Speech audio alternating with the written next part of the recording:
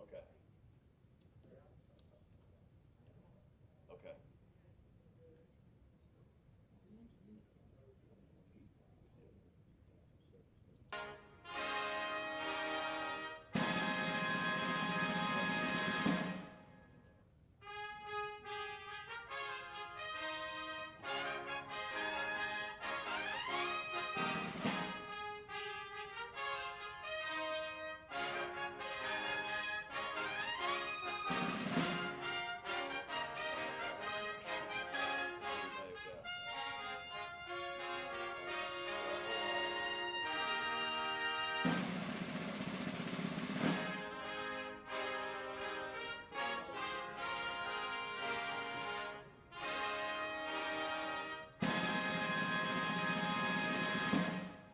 That's good. Tuesday after the meeting for you? Yeah, it's good. Oh, okay, great. I mean, the problem with that is Lord knows when we'll get over it, you know. So, you know, but Okay. I pretty much always clear Oh, okay. Tuesdays, you Okay, know. sure, sure. So.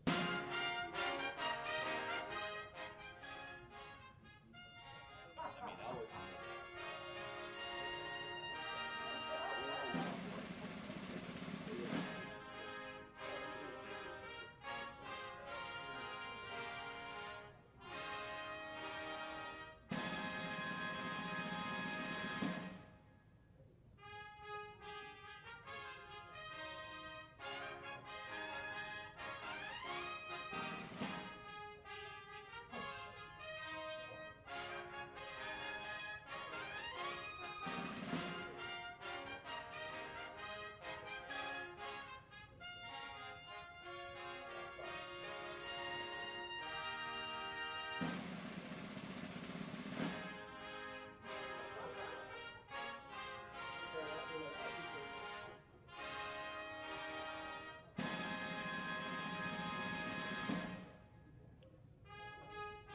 Thank you, thank you.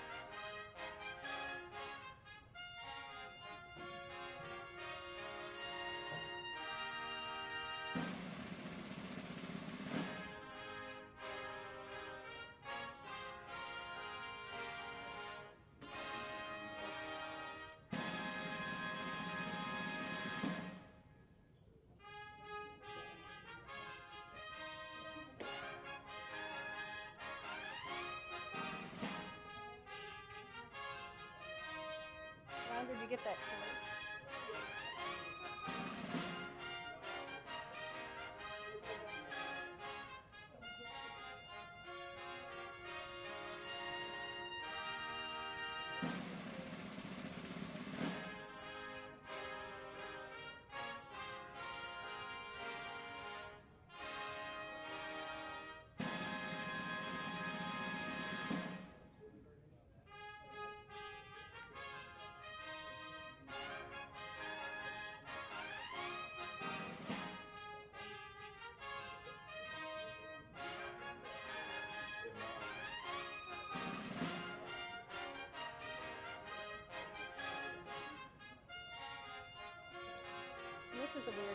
in here too. Yeah.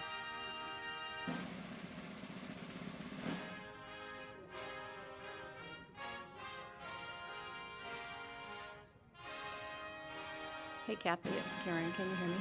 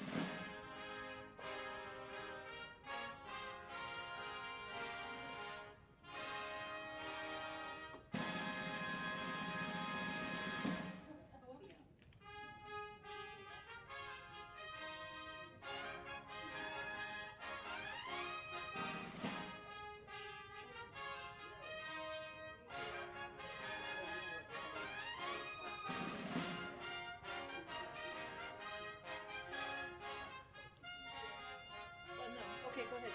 Play one of those.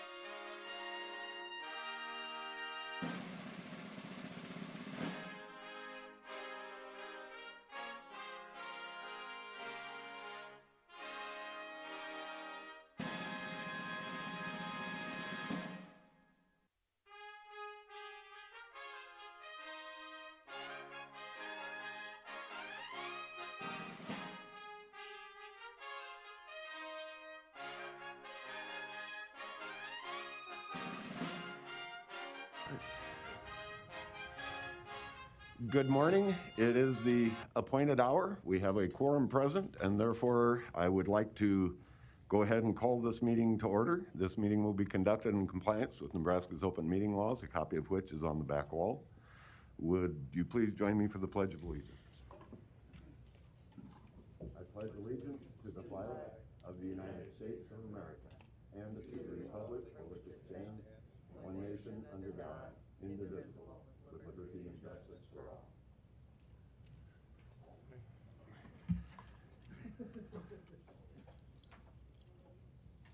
We will be meeting in 3 different capacities this morning, the first of which is as the Board of Equalization. Mr. Clerk, could we please have the roll call for the Board of Equalization? Commissioner Borgeson? Commissioner Boyle? Here. Commissioner Kavanaugh is not here yet. Commissioner Kraft may be joining via Zoom, but I can't tell, although he cannot vote. Commissioner Morgan? Here. Commissioner Rogers? Mr. Chair. Present. Thank you.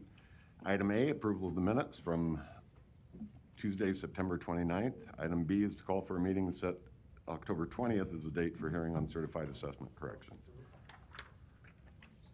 Motion by Commissioner Boyle, second by Commissioner Morgan to approve A and B. Are there any questions or comments? If not, could we please vote?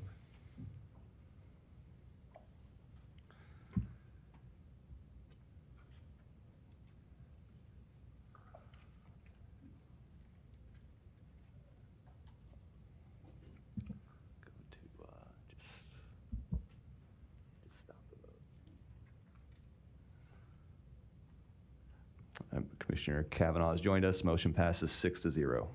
Thank you. Citizens' comments. Would anybody like to address the Board of Equalization on any item not on the agenda? If not, we move down to Resolution D. I have quite a few items on there. We could probably consider items D through I in one motion, if the board is comfortable with that. Motion and a second by Commissioner Borgeson and Boyle to approve items B through I. Questions or comments to any of these items? Then could we please vote?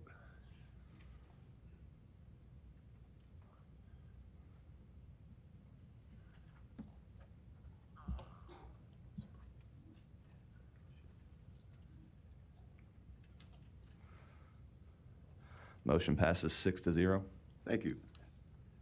Item J is a presentation from Monty Bowman. Is Mr. Bowman present?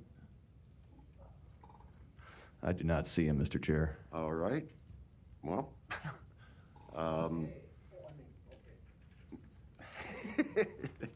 okay, I guess there is no presentation then this morning. No need for executive session. I would entertain a motion to adjourn. And we aren't going to vote on that. We stand adjourned. We don't need to vote on that. Okay, we will now convene as the Board of Corrections. Could we please have roll call for that? Commissioner Borgeson? Commissioner Boyle? Commissioner Kavanaugh? Commissioner Kraft, I know you're not a voting member, but are you present via Zoom? I don't see your name. Okay, I don't think so. Commissioner Kraft? Or Commissioner Morgan? Sorry about that. Commissioner Rogers and Mr. Chair. Present, thank you. Item 1 is approval of the minutes from the September 15th meeting. What is the pleasure of the board? Motion by Commissioner Boyle, and I will Commissioner Borgeson seconds the motion to approve the minutes. Questions or comments? Then could we please vote?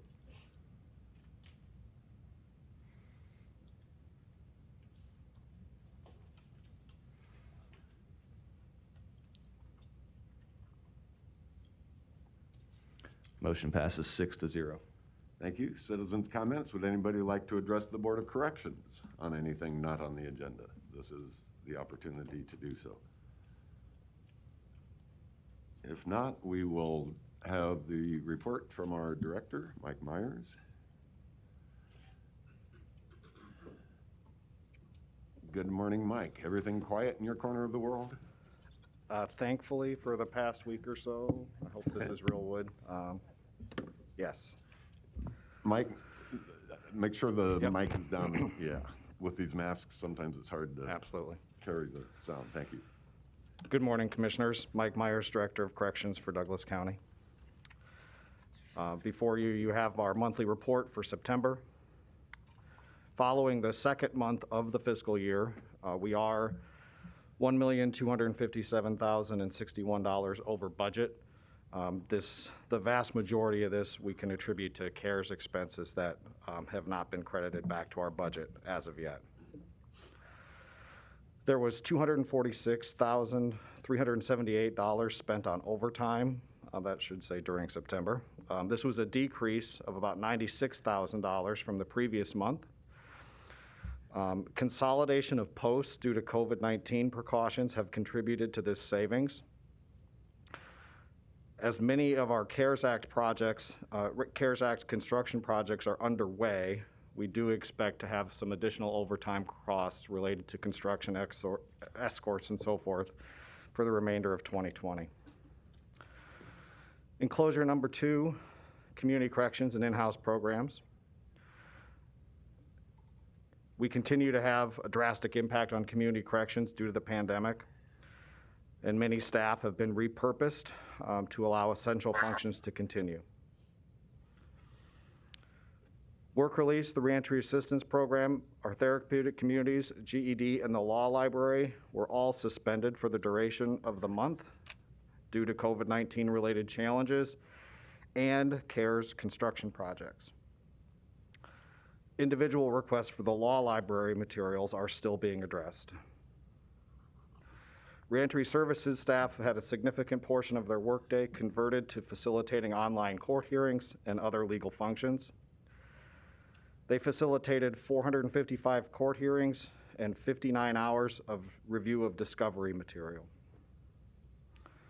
We have developed a plan to return the reentry services staff to their primary job duties either by the end of this year or just after the first of the year in 2021. The 24/7 sobriety program has drastically changed due to the pandemic in an effort to minimize face-to-face interactions.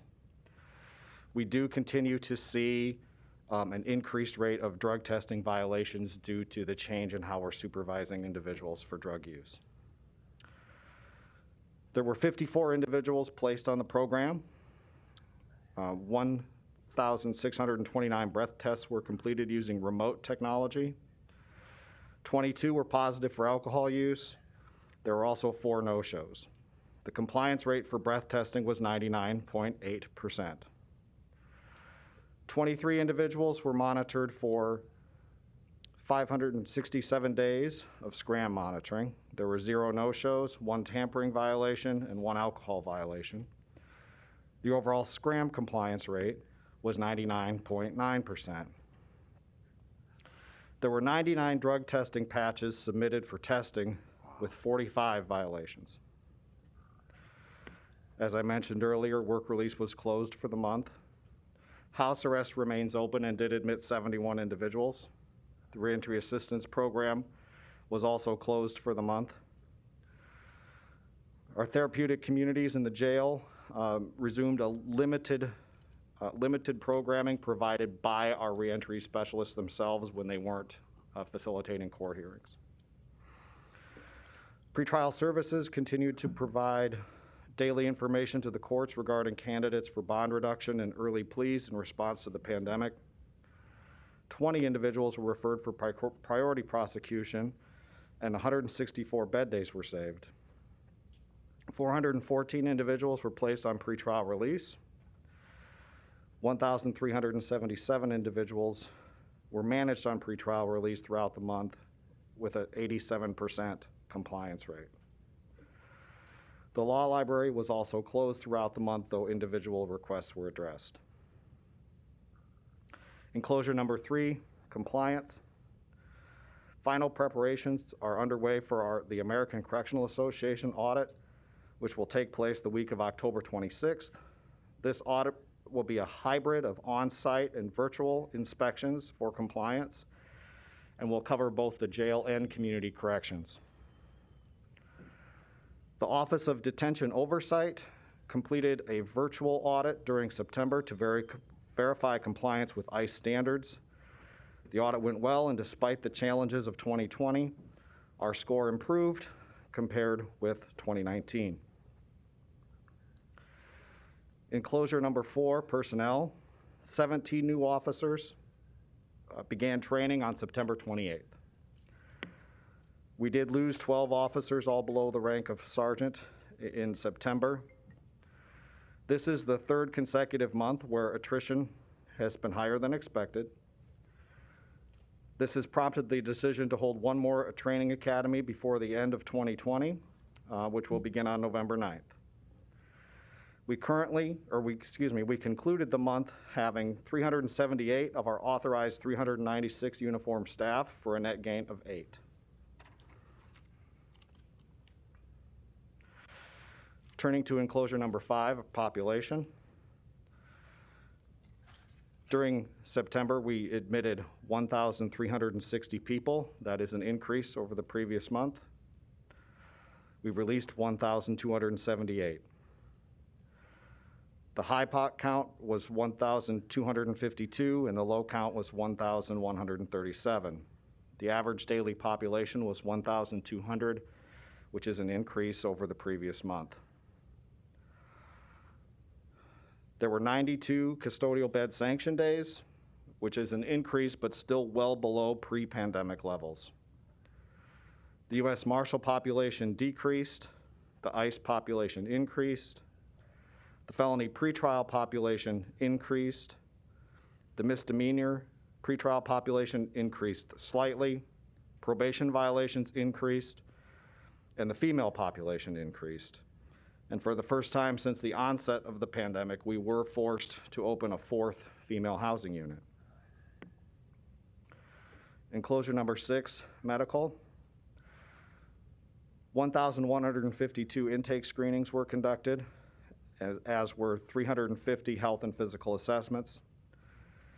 Inmates were sent out 16 times for emergent medical care, 11 of those by 911. There were 10 hospital admissions, which resulted in 46 days of hospitalization.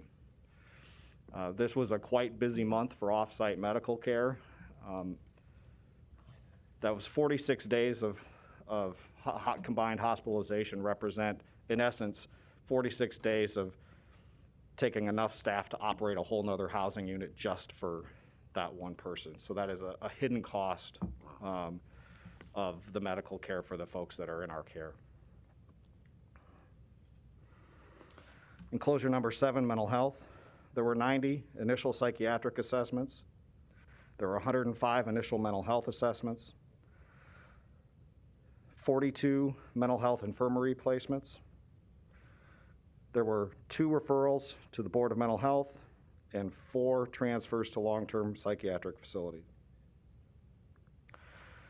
Other noteworthy items. The Department of Corrections continues to respond to the COVID-19 pandemic. Our COVID-19 impact greatly improved during September. For much of the month, we had 0 staff with confirmed cases, and the cases among our incarcerated population decreased dramatically as well. Several CARES-funded renovation and improvement projects are underway and will continue for the remainder of 2020.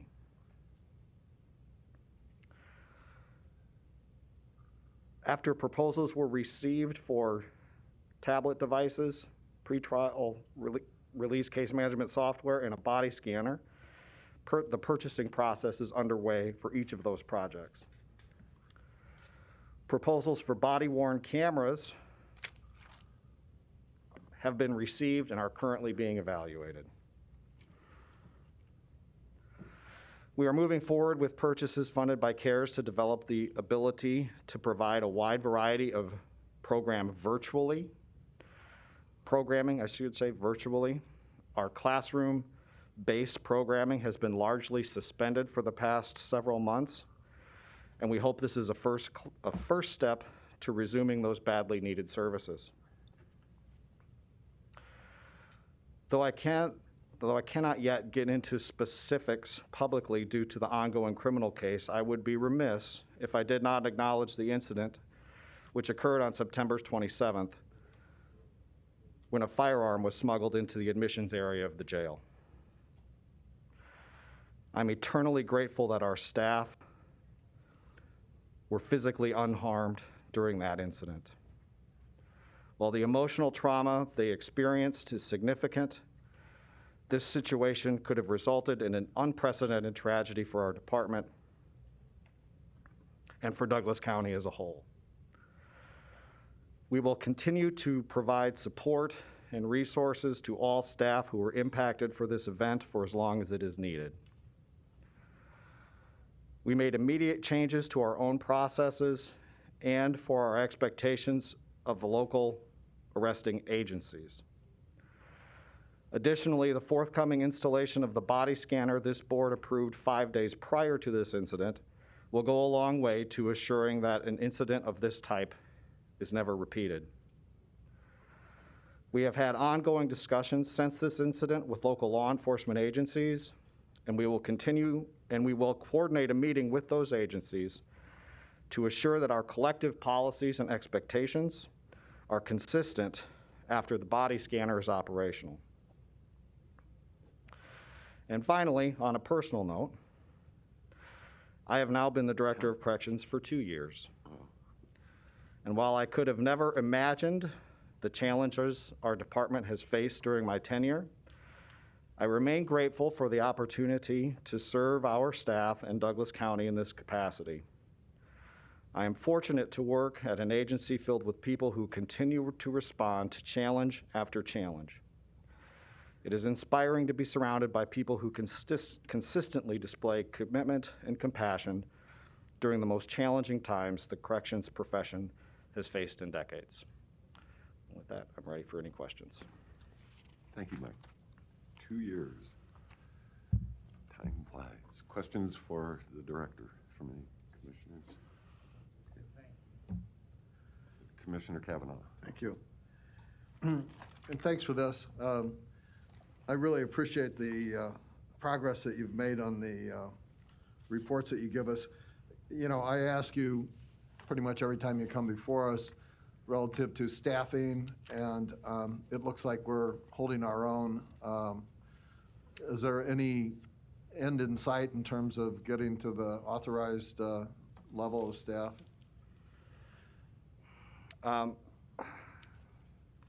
That's been a little difficult to predict, especially in light of the pandemic and the impact that it's had. Some of our departures have been related to individuals who have had health conditions and who have, their physicians have advised them that this is probably not the profession they should continue to work in.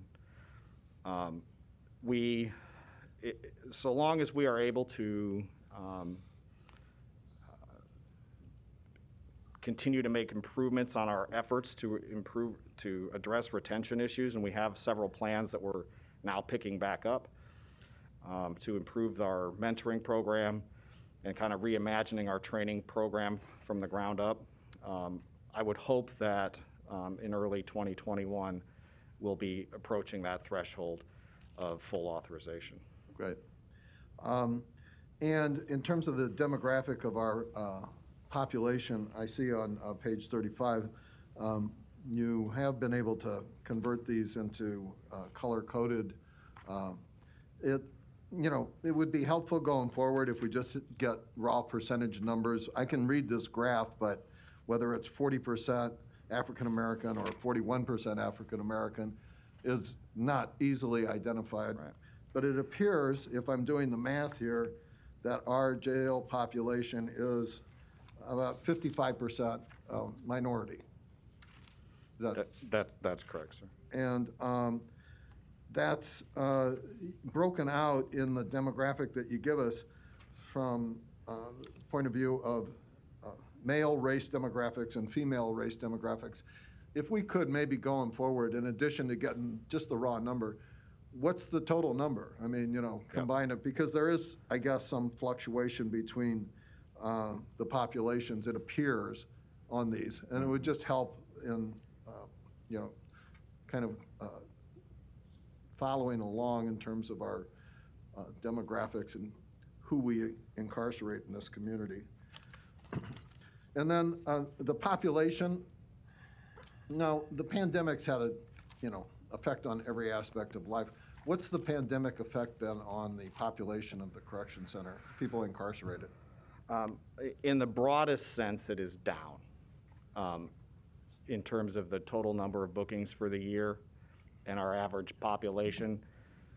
It's been what? I'm sorry? In terms of the total number of bookings and our average daily population, though it did increase from the previous month during September, we, with all of the construction projects we have going on, finishing up the public safety bond, as well as CARES related or CARES funded projects, and the fact that we don't have work release and wrap open right now, and when you add in our COVID quarantining, our cohorting and quarantining processes, we have had a lot of challenges in finding appropriate bed space for our population. So even though the population is down overall, thankfully, operationally we are still very full in terms of the space and beds that are available on any given day. Okay. And finally, this disinfectant robot that we are going to purchase using CARES funding, is that in place or is it coming? How long is it going to take us to get that online? I believe once you approve that, we should have it within the next week to 10 days. And it's actual multiple units that we'll deploy throughout both community corrections and the jail. So that will be, I think, a huge advantage for us now and well into the future, as those not only destroy everything that lives on a surface, it also destroys everything that's floating in the air in the space. It indicates there are multiple robots. Do you know how many? I believe we're getting 16 of them because the jail is a very, very large place, and it does take each one a little bit of time to disinfect an area, especially the size of our housing units. And that comes to $1.2 million, a little more than that, on top of the $4.3 million in CARES dollars that we've already dedicated to corrections, right? No, that's included. Included in Correct. the 4.3? Yep. Okay. Thank you. Commissioner Boyle. Thank you. First of all, my congratulations. It just kind of seems like 2 weeks, not 2 years. I'm sure it seems like 20 years to you. But you don't seem any worse for the wear. You're doing a great job. Your attitude, you're positive, and I know that spills over into the people that you care so much about at the facility, and we all do. So thank you very much for your service. It's just been incredible. You've done a terrific job, and you're still doing a terrific job. I wanted to ask about on the alcohol testing program. When someone violates, are there sanctions that are issued, and if so, what are they?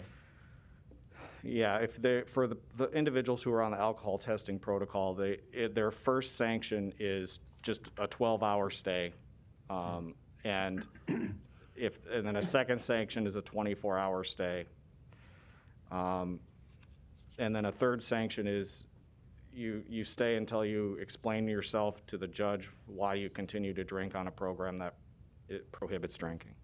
Okay, so there is a price to be paid. I have a lot of empathy for people that slip, and I haven't, but I know I can imagine how that is for people, and particularly in these days when things are so difficult with all the other problems going on. I wanted to ask, too, about are you still, once in a while, I was over there years ago, and I remember we had some crowding, and you used something called boats for sleeping, and Right. And that was in the previous, I think, previous Dr. Foxall, I believe. But will you explain what boats are to the people listening, and then whether or not we're using them? Sure. They are essentially cots that are plastic and sort of look like a boat. They probably would float if you had to, and they're just laid on the floor in an open space. We do use them still occasionally. We did. Last week, with our population going up, we did have to open one of our We have one gym that's currently being renovated and the other one not. So we did have to house a few people for a few days in the gym that wasn't being renovated. We basically, we only use them when we have to. Right. When our numbers get up and our space isn't available. Okay. And of course, you put bedding in there and so forth? All right, Absolutely, okay, yes. good. And we do try Right. to rotate people through so that if the same person doesn't stay in that living arrangement throughout the entire time that they're incarcerated, we do rotate people out so that, no one person has to be subjected to that for Okay. their entire stay. Good. And then are they, I assume they're distributed evenly between men and women, not just women being put in the boats and? It's wherever they're needed. Okay. All right. And sometimes we need them for women, sometimes men, and sometimes both. Got it. Finally, I want to ask about the second, second body scan. I do hope that you've ordered one of those so that we do have two in the facility because I think they're needed.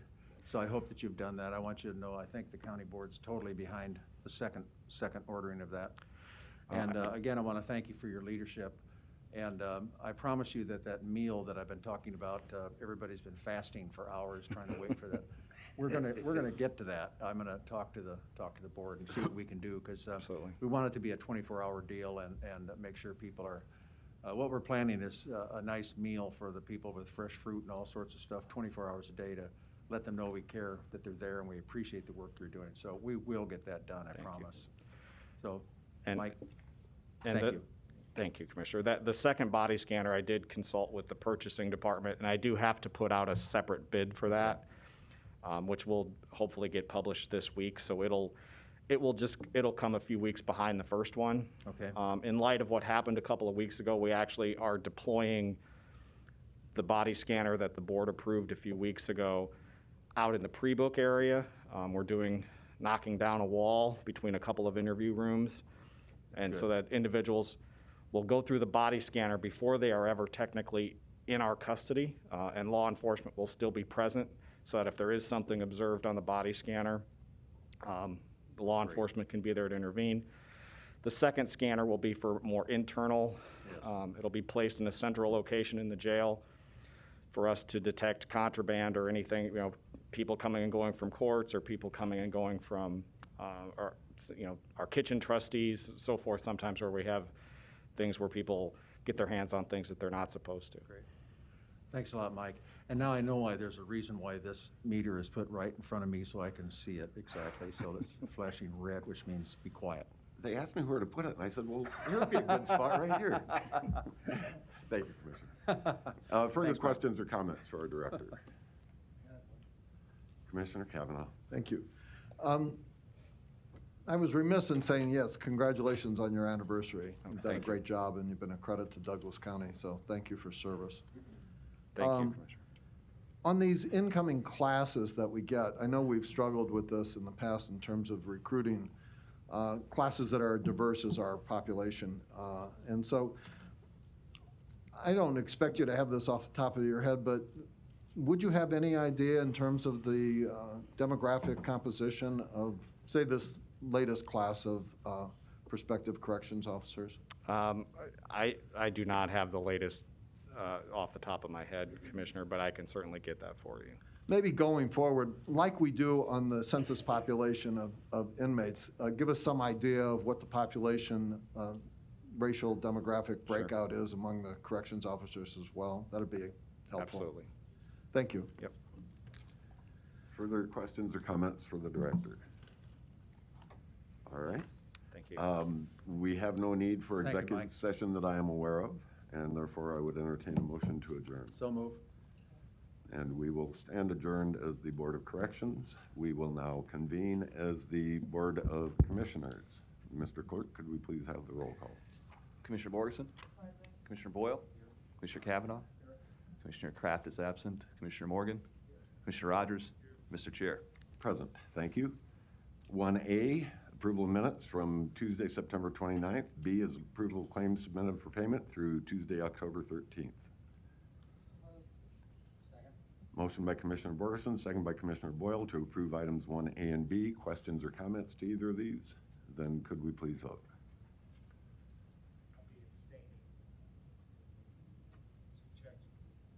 All right. Commissioner Morgan will be abstaining because the check is written to his company.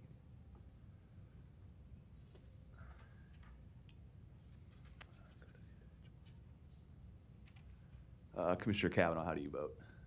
Yes. Yeah, okay. My wife didn't come up. Motion passes. All commissioners voting yes, except for Commissioner Morgan, who's abstaining. Thank you. This brings us then to the consent agenda. Where we have items A through O. Okay, there wasn't anything in here that we needed to pull. Okay, good. Questions or comments? Anything anybody would like pulled from the consent agenda for individual consideration? Commissioner Kavanaugh. In items E, F, and G, I see that Ms. Havakati is here. There's, it looks like monies from grants and other sources for the Racial and Ethnic Disparity Conference. One is for $2,500, and one is for $3,900. And I'm interested in what is that exactly for, if you could tell us real quick.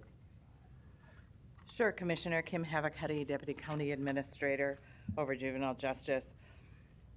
About a year ago, the Juvenile Justice Alternative Initiative and OIS were planning a 2-day RED, Racial and Ethnic Disparity Conference for the 29th and 30th.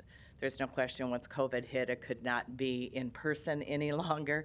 So they went to a virtual format.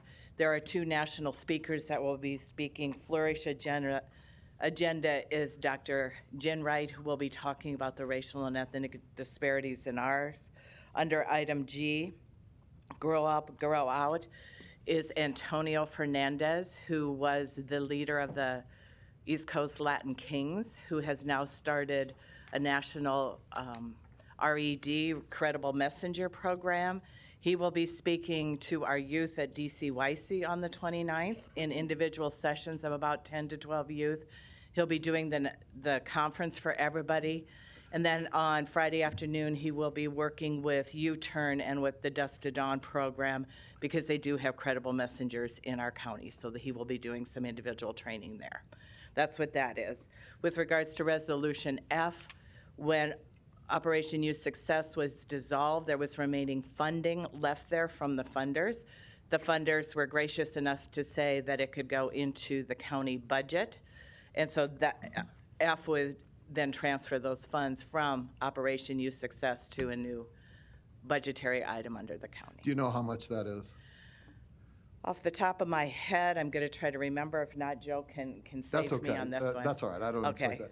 that. I'm interested in this racial and ethnic disparity question. So these are basically speaker fees. These for are this. speaker fees, correct, Okay. Commissioner. And the first one, the $2,500 speaker fee, the speaker is whom again? Dr. Jen Wright. And the $3,900 speaker fee is for Antonio Fernandez? Correct. The racial and ethnic disparity in our youth center is extreme, as you report to us, and so does the youth center. Correct. Is this directed to deal with the fact that we have an overwhelmingly minority population in our youth center, chronically? I would say yes, Commissioners, are directed towards that, but also really directed towards our community. This has to be a community effort when it comes to racial and ethnic disparities. So this conference and these speakers are open to everybody, because we have to start those difficult conversations and come up with policies and practices that we as a county can do to deal with the numbers you were just saying at the Douglas County Youth Center with regards to our youth of color. Boy, we sure do, because the numbers don't seem to be changing over time. I've been here 5 years, and the numbers stay the same. This conference, is it going to be publicized so the public can zoom in, or how's that going to be handled? Yes, it's open to anybody and everybody, and it is free. Okay, but how will people find out about it? We've already sent out a lot of notifications. If you think some individuals have not been notified, we'll ensure that they have been notified along with the Zoom link. All you have to do is, the Zoom link's right on the notification, is join at the times that it's going on. And are you going to be presenting or kind of emceeing for Douglas County on this? That is not my intention, Commissioner. Because there is a special group that has been working on this conference for the past year. They will be doing a lot of that work in the introduction of speakers, because that's the group that really has put this together. And I'm sure we probably got something, but could you make sure that we get another notification, kind of a Zoom link for this? Sure. I'd like to pass it on to people in the community as Sure. well. I will make sure one gets sent out today for all of it. And this is October 29th and 30th, 2020. Correct. Thanks. All right. Thank you. Commissioner Boyle.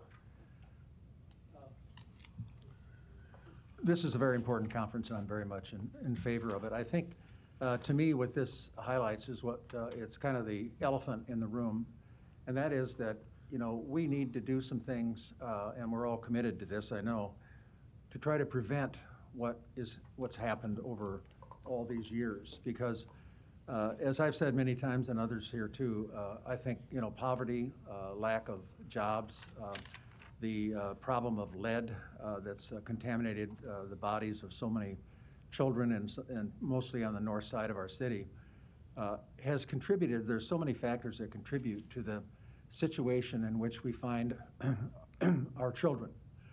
And we need to take better care of our children. We need to talk to other levels of government, the city, the state, and I think we need to come up with an aggressive program to do even better than the city is with providing job training, with Metro Community College that does a terrific job with job training and all these things. We're all trying to do our best, but it's pretty disjointed in a lot of ways, no criticism intended. But I think as long as we don't have some kind of a master program to try to do something, and I think there's other cities and counties that have done good jobs at trying to end poverty in real serious ways. You know, I know I was talking to Commissioner Borgeson about this last week, and there are some programs around the country. She's in a great position to see these as the national president of the county association. And I guess what I'm really suggesting is that we start talking about expanding our horizons to try to figure out what we can do about stopping some of the problems. The high population is not going to go away as long as we have the conditions that we are subjecting our children to live in.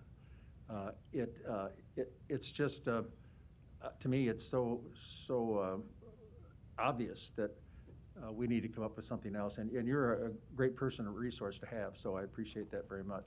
But I just wanted to say that I think I'd like to, when we have a gathering of the county commissioners, maybe a retreat of some kind in the next couple of years after Claire leaves, she's so much in favor of these. Anyway, to talk about how we can get something going on a big level to try to get the coordination between us all and try to make things better. I really think there's a lot of good work going on the north side, but I think we need to do some more things for our children because they need it. Thanks, and thank you. Thank you. All right. There is one item on the consent agenda that is not ready yet. Item D5, allocation of CARES Act funding for the purchase of 18 extra-wide single-tier lockers. This is for the county engineer. It hasn't gone to our Monday CARES Act meeting yet, and there is a whole package for the county engineer, more to the tune of $150,000, that will be on our agenda next Monday at our CARES Act meeting. This item should be pulled from consent for this morning and will be addressed with the rest of their package. Which item again, Commissioner? D5. D5, okay, thank you. Are the maker and seconder of the motion okay with that? Yes. As a friendly amendment? Yes. Yeah. Marianne? Okay. All right, then, would anybody else like to address anything on the consent agenda before we vote? This is the opportunity to do so.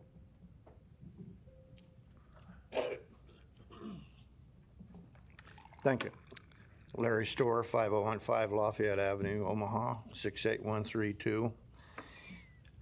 The way I understand the rules is I can comment on these since it's being discussed. It was not passed over as a vote. So I'm going to take my opportunity to say in relation to items E through G and maybe even L, that, our republic was funded and the government was formed in order to be a limited government. And we elect people to not overspend, but to do those things that are necessary, not necessarily community involvement issues. It seems that, and I use the word seem in italics and capital letters, that various national agendas make their way to Omaha through a lot of our community partners and our 501c3s around here. Now, a lot of 501c3s, I might be wrong, but a lot of people have executives that draw money off the top, probably tax exemptable, but they do get a tax break as an organization. So why shouldn't we all form a 501c3 and march our little selves down the aisles to ask for money for our program? Now, over the years, I'm 77. I have a different high school thing than most of you here, but I was a rat across the river, a rat in a room, Mike. But my experiences in volunteering with Boy Scouts and various other things ought to allow me to come down here and request a paycheck for asking for money to do this or to do that. So I'm opposed to these things without a serious, full discussion, is my point. Debate versus discussion is a different thing.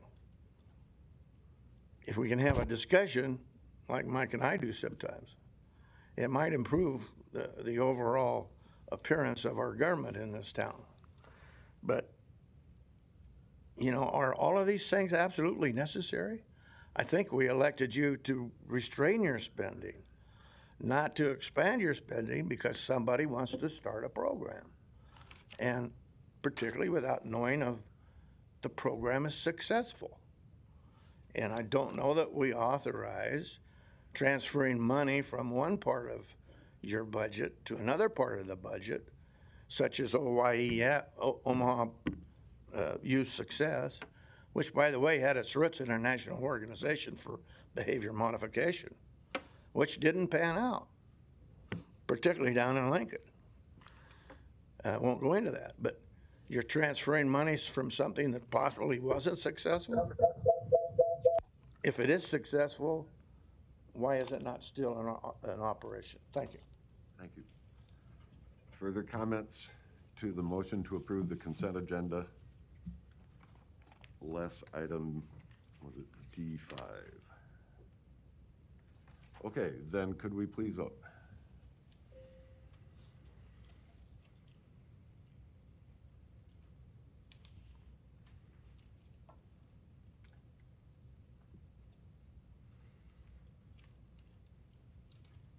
Motion passes 6-0.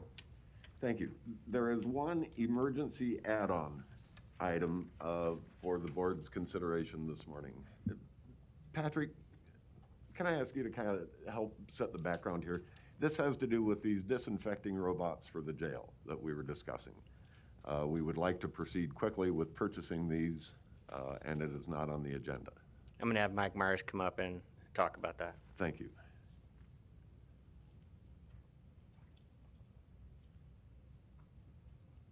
Good morning, Commissioners. Good morning again, Mike. So these are very powerful ultraviolet.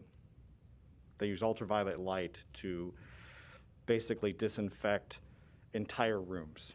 And it takes, depending upon whether the room is all solid surfaces or whether it's carpet and upholstery, it takes different lengths of time. As we worked with the chosen vendor to determine how long it would take and measuring out all of our different sized housing units in the jail, our admissions area, the courtroom, anywhere where individuals will be present, and then mapping that out across how much square footage do we have total, we came up with a number of units that we needed to do this on a frequent enough basis to keep the jail sanitized and hopefully free of COVID or anything else. This will also, as you recall, a little over a year ago, we had a pretty significant influenza outbreak. This will also, these robots will also kill anything that is present on a surface or in the air in a room. Thank you. Because this did not get placed on the agenda, an oversight, but we want to proceed with it anyway. The first item would be for the board to declare an emergency for purposes of adding this to the agenda. Motion and a second to declare an emergency and add the purchase of the disinfecting robots to the agenda. I would like to vote on that first, simply adding the item to the agenda. Questions or comments to the motion? Could we please vote on that?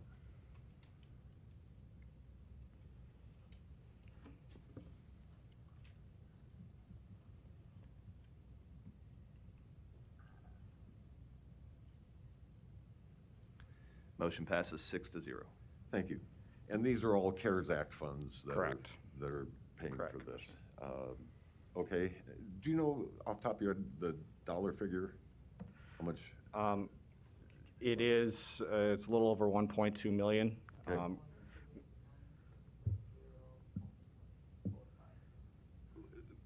Would you read that again? Slow.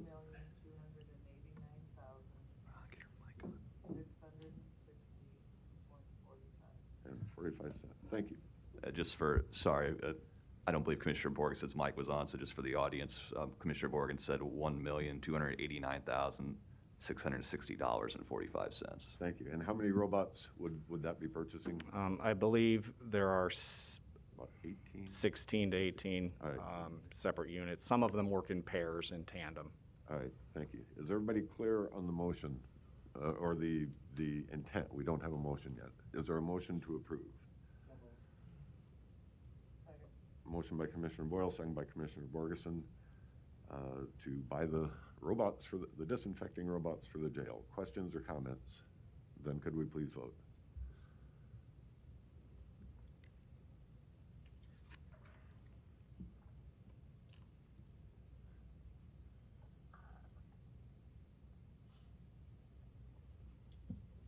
Motion passes 6-0. Thank you. Thank you, Mike. Commissioners. Commissioner Boyle?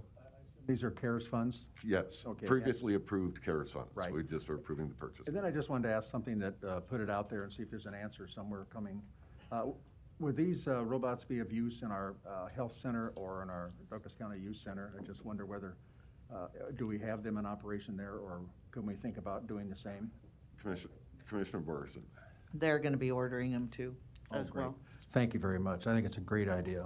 Yep. Thanks, Mike. Yep, I'm just surprised you can buy them. Got to be quite a lot of demand.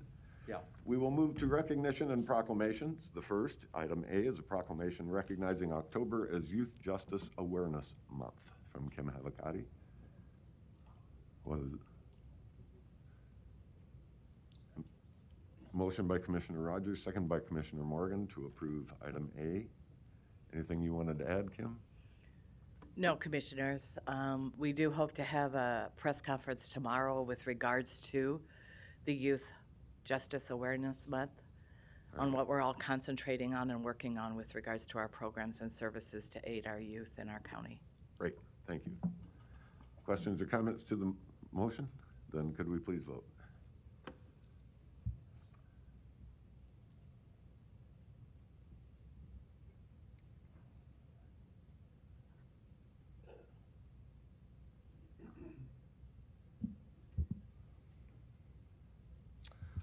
Commissioner Kavanaugh, how do you vote? Yes. Okay, motion passes 6-0. Thank you. Resolution B, resolution supporting Don Klein in the face of unjust and unfair accusations. This coming from Commissioners Borgeson and Morgan.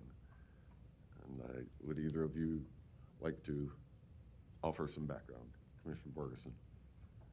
Yes, thank you, Mr. Chair. And as I said a couple weeks ago, I'd be bringing back this resolution, and if I may, I'd like to read it. Please.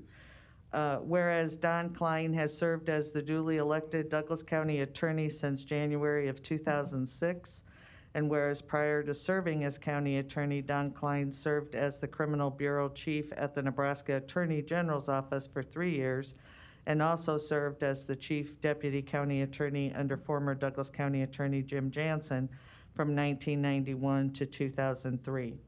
And whereas over the past 3 decades in public service, Don Klein has been highly respected and well-liked by those within and outside of the legal profession in Douglas County and across the entire state. Whereas having spent most of his legal career as a prosecutor, Don Klein has fought hard for the rights of victims and has sought justice and fair treatment for everyone, regardless of race, gender, sexual orientation, religion, or national orientation. And whereas September 26, 2020, Don Klein was accused of acting in a way that perpetrated white supremacy. And whereas Don Klein has always followed the law and used his best judgment when making charging decisions and has always acted in a professional and ethical manner in handling of cases. And whereas this board wishes to express its strong support of Don Klein in the face of these unjust and unfair accusations. Now therefore be it resolved by this Board of County Commissioners, Douglas County, Nebraska, that this board hereby expresses its strong support of Douglas County Attorney Don Klein in the face of these unjust and unfair accusations dated this 13th day of October 2020. And I would move for its approval. Thank you. You seconding that, Commissioner Morgan? Can it? All right. And I also want to say that, over 10 years, I have been a strong supporter of Don Klein and his tremendous work in our community and his staff. He's just been a very fair individual and always trying to do the right thing. So I just want that to be on the record. Thank you. Further comments from commissioners, and then we will open the floor up to anybody from the public. Anybody? Commissioner Kavanaugh. I've known Don Klein for 40-plus years, and I consider him to be an honest public servant. I've even honored him at my annual St. Patrick's Day brunch. We're friends. This is not what we need to focus on. 1 year ago, we hosted a historical symposium right here on the centennial of the 1919 lynching. And the message was, at that time, looking back, remember that cynical people used race to divide us. And don't let that happen again.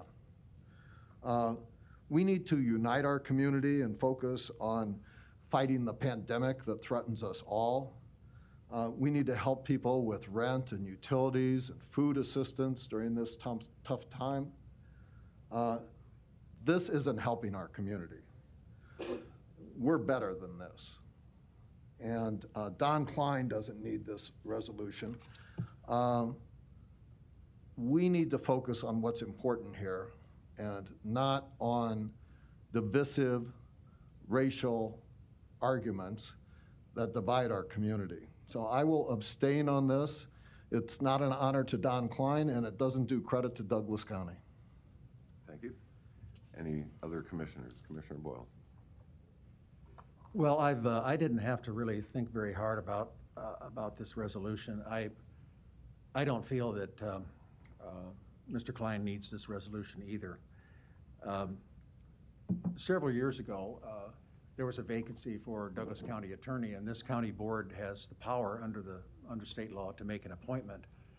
And I considered myself the champion for Mr. Klein and tried to get the votes to put it together to get him appointed to the position, because he is an excellent attorney, and it was a very raw political vote. It was there were 4 Republicans on the board and 3 Democrats, and the vote was 4-3 for Stu Dornan, who, as it turned out, really did a terrific job, and I've come to know him well over the years, and I have incredible respect for this attorney. Stu Dornan is an excellent attorney, and oddly enough, He was the attorney that represented the other side, so to speak. So I've wrestled with this because I don't want to send the wrong message, but I think we need to quit pulling back this scab. Just because the Nebraska Democratic Party, in a text that I sent to the county attorney's office and some of my friends over there, just because they acted like stoops doesn't mean that we should drag this out any further. I really think it is not good for the community to continually consider this this action. I think it's over with. But I do have to say, I am a little bit, not a little bit, I'm a lot jolted by Mr. Klein's public vote for President Trump. Of all the people to support, I'm stunned by that, I do have to say. So let's just not pile on and make this worse than it is. I think we need to let this scab heal, move on. The Democratic Party, state party, was stupid in doing this, and if anybody should be condemned, it should be them.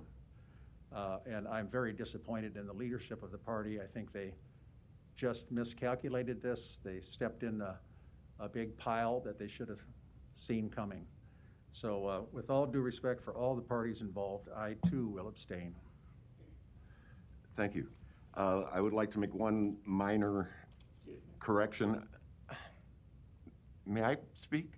May I respond? May I speak?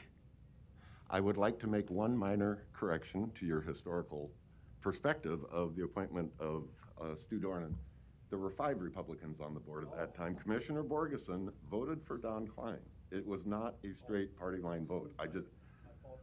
Well, I mean, it is significant that it did not go on strict party line. So I just wanted to make that clarification. Okay. Now, at this point, I would open the floor, the speaker up to anybody from the floor that would like to address this.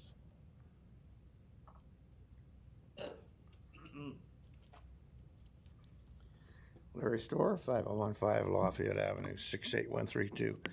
I apologize, but sometimes you close the discussion without looking up and we miss out. But I didn't bring politics into this. Somebody else did. Don Klein, regardless of politics, party had a job to do. But popular pressure and the rush to democracy demanded that he do something different than what the law required him to do. And he caved into the pressure. He shouldn't have done that, but he did. And this is what he gets for it. Now, I don't know, I guess I heard somebody say that this resolution is undemocratic or something, or it's racist. I don't know. I didn't bring all that up. Somebody else brought that up because Don Klein did his job. We don't pay you people to make decisions based on democracy and the popular opinion. We pay you to do what's right.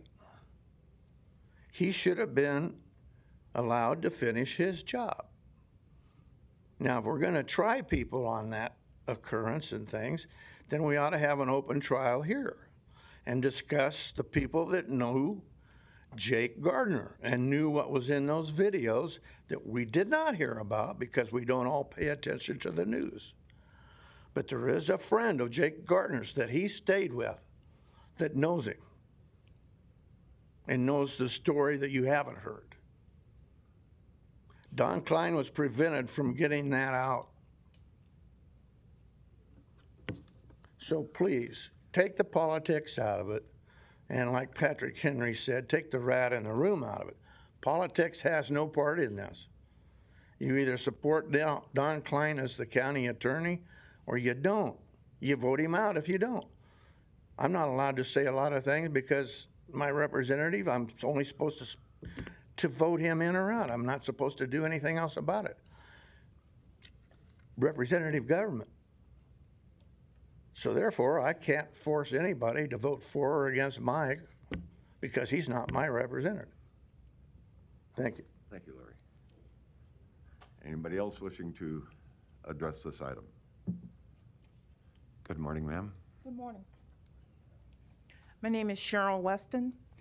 My address, 1811 Emmett Street, Omaha, Nebraska. And I'm here to speak on this resolution for myself and others from my community, which is District 3, and others that I know who aren't in my district.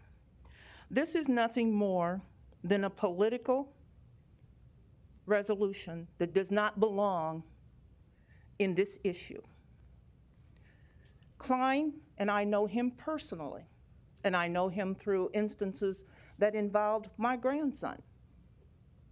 He is a grown man that took on a political position, was voted in, and just as the individual, I do agree with you, Boyle, the Democratic Party did their kind of thing, but the individual that was regarded, I believe his name was Mr. Fox, he has a right. We have a First Amendment. He had a right to say what he wanted to say. Just as Klein has a right as a grown person, if he wants to switch his party, I don't think this was appropriate to say it that way. Why did he have to bring it in? He could have personally switched his party, but he didn't. So he put himself in this position as well.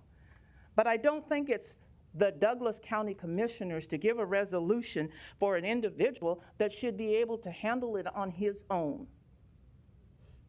And for you, we're people that put you, voted you here, and yes, you came from a district, but you were here to represent all of Douglas County individuals.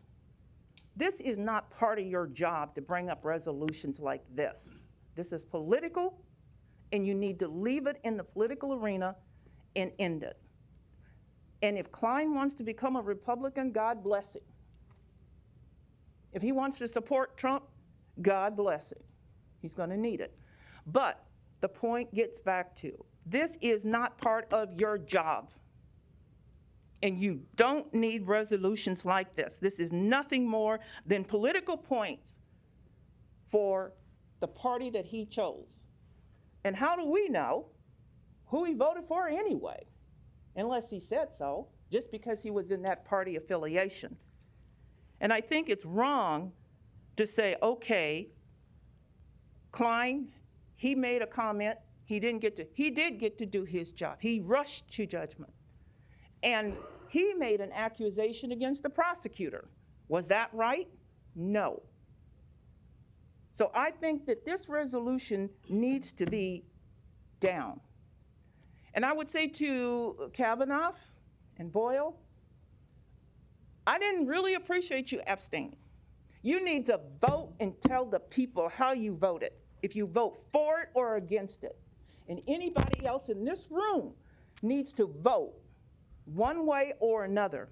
And this needs to die here and now. And it is despicable that we are bringing issues like this before the public when you guys need to be involved in so much more that is affecting the community, so much more, and not to stand for a gentleman who, as I said, I know him personally. You don't need to do that. He can stand on his own 2 feet. And if he wanted to take and join a party, he should have taken that and did it. But this is not your responsibility. Your responsibility is to us, the people in the community, and to take issues with our correctional center, with our youth, with our CARES program, with people who are suffering because they don't have a job and they don't have food and they can't pay their rent. That's what you need to be doing, not this senseless stuff of standing for someone that you have to feel like you have to say how great it is and what your feelings are. That stuff needs to stay outside of here.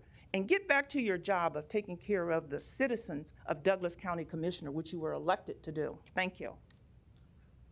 Thank you, Ms. Weston. Good morning, sir. Good morning, thank you. My name is Mark Von Drossek. I'm not going to give my address because political activists in this city harass me and threaten me, and I don't want to give my address for that reason.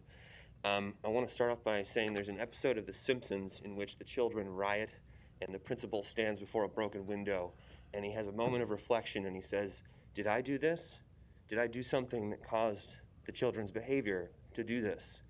And then he quickly dismisses it and he says, no, the children are wrong. And I just want to say, I'm really tired of being told by people in positions of power that they don't understand how something could be connected to white supremacy. White supremacy is not just Klan hoods and burning crosses. It can be the way you cross your legs or adjust your glasses. It's very nuanced, and to pretend that it's not belies your intentions with a measure like this. I want to say that I have been screamed at on the street. People have screamed faggot at me on the street because I am gay and I'm an openly gay person on the street. People have threatened me with physical violence and I've had to run away from them for writing simple political messages on the chalk, in chalk on the sidewalk. And I've been wrongfully arrested by the police for writing in chalk on the sidewalk. I've been to court to defend my First Amendment free speech rights, and what the judge told the people I had to defend myself against was that the Constitution requires all of us to accept extreme levels of criticism and harassment on the street in order to protect every person's First Amendment rights in this country. I have a constitutional responsibility to act reasonably and to not react in violence when someone screams faggot at me on the street. You are all in positions of power. Don Klein is in positions of power. You are on another level of acceptable criticism than what I am forced to face on the street. And so to suggest that a political party suggesting the short-term recent actions of someone could be construed as white supremacy or supporting white supremacy when one of the actors involved was a notorious white supremacist in this city is insulting to me to my core. Please withdraw this measure. Thank you. Thank you, Mr. Von Drossek. Would anybody else like to address this board before we consider action? Good morning and welcome, Senator. Thank you, Mr. Chairman, members of the board. I'm Ernie Chambers. My address is 1825 Benny Street. I am opposed to this resolution. I think it was unwise for it to be brought before the county board. A man who belongs to a certain political party got into a dispute with that party. He exercised his prerogative of leaving that party and joining another. That should have been the end of it. Don Klein threw the first stone. He is the one who petitioned the district court to convene a grand jury. As an officer of the court, as a person licensed to practice law, he is bound by the code of professional conduct. Anything he does in violation of that code subjects him to discipline. I listened to what Don Klein said. I watched what he did. He attacked a prosecutor who is black, who has 22 years of experience as a federal prosecutor.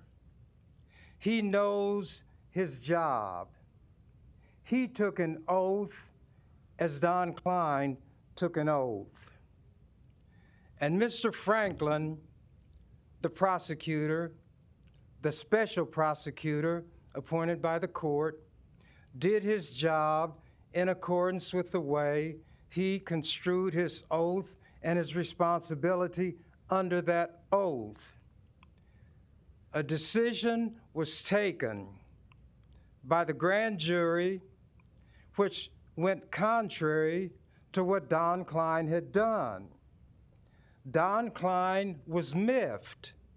He stated, without having been present at any of the proceedings, that Mr. Franklin had not presented evidence showing that Mr. Skurlock had a propensity for violence. He doesn't know, Mr. Klein does not know what was presented. The World Herald printed what Don Klein said about this so-called propensity for violence of Mr. Skurlock and added that Don Klein never produced any evidence of this claim.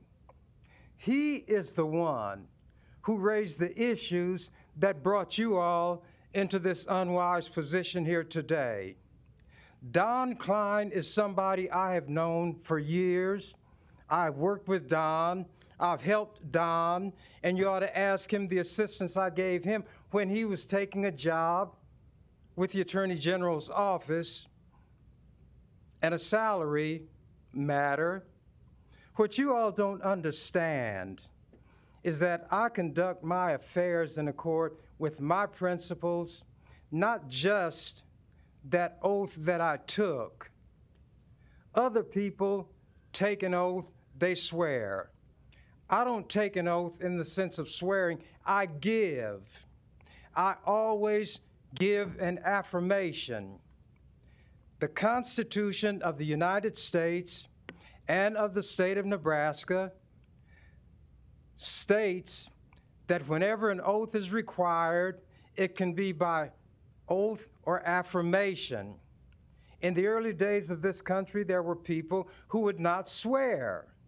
So in order for them to be in a position to participate in political activities, in judicial proceedings, to hold office, it was not essential or required that a person swear, but could affirm. My affirmation is the giving of my word, and it binds me to my duty to a greater extent than that swearing by various other politicians. What Mr. Klein did was to throw the rock at the special prosecutor, Mr. Franklin, and impugn his integrity. Then when the ball bounced back that he threw against the wall, you all caught it, and here you are. What did Mr. Klein do that violated his professional ethics? That code says specifically, I guess I have to stop because the red light is on. We continue your thought. Okay, I'm not going to be here long, and I wanted You to lay don't the get to object, groundwork. Larry. I'm asking Thank you. respectfully. And I will be brief, very Okay. brief, because I want to make this point since I suggested it. Any lawyer who has been a part of an investigation cannot make what are called extrajudicial statements. In other words, statements outside of court that will be a part of those proceedings. Don Klein did that. The specific provision in that code says no lawyer who has participated in an investigation should reveal a test or the results of a test to any agency or the public that will make it public.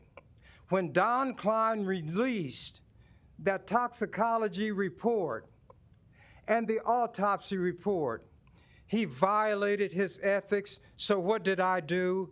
I filed a complaint with the Council for Discipline of the Nebraska Supreme Court, and that matter is pending now.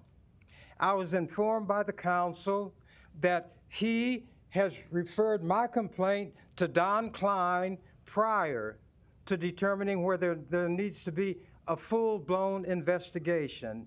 Don't make a bad situation worse. Let this thing go away.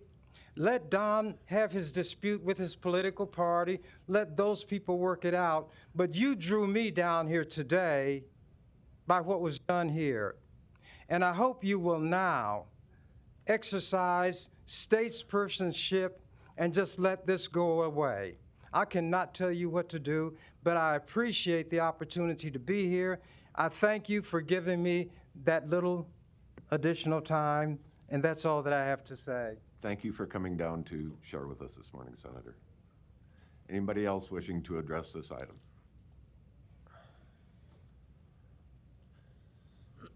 Good morning, Luis. Good morning. Luis Jimenez, 3306 Birch Street. There is a lot of controversy on this matter, particularly on the case of Scurlock and Gardner. And so I'm kind of disappointed that the board would want to be part of the controversy for whatever reason. I want to outline some things that it's to do with summary.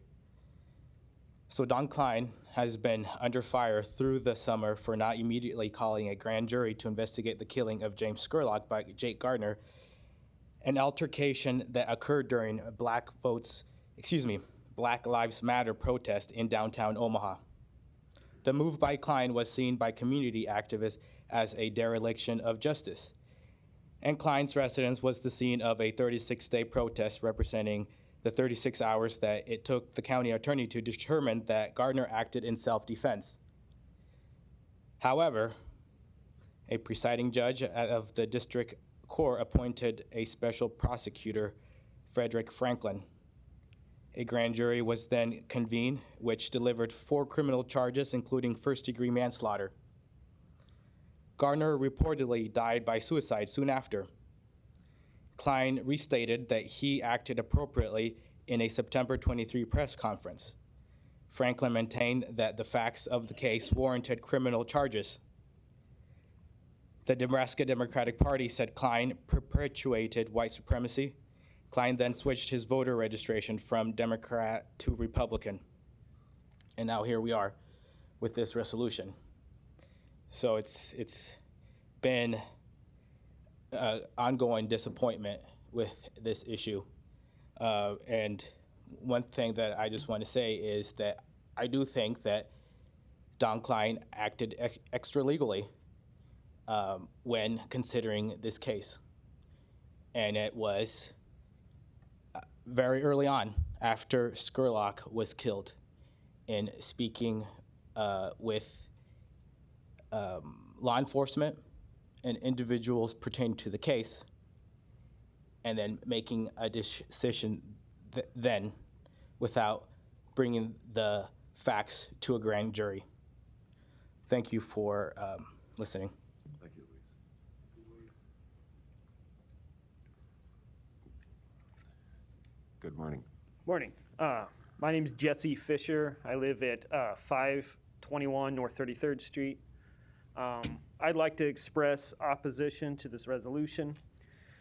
I would like to kind of echo some of what I've heard so far, that I do not think it's appropriate that this measure be brought forward at all, that it seems unusual and inappropriate for an elected body to express support for another elected official in this way, that if Commissioners Borgson or Morgan want to express support for Don Klein in their own personal time, using their own personal platforms, by all means do that. But it just doesn't seem appropriate that this resolution even be brought forward. Secondly, I would like to take issue with the particular statement in the resolution that Don Klein has always acted in a professional and ethical manner. I don't know a lot of his history as a prosecutor and his career through the city, but in the instance of the decision to release the toxicology report alone is absolutely appalling, indefensible. It is both unprofessional and unethical.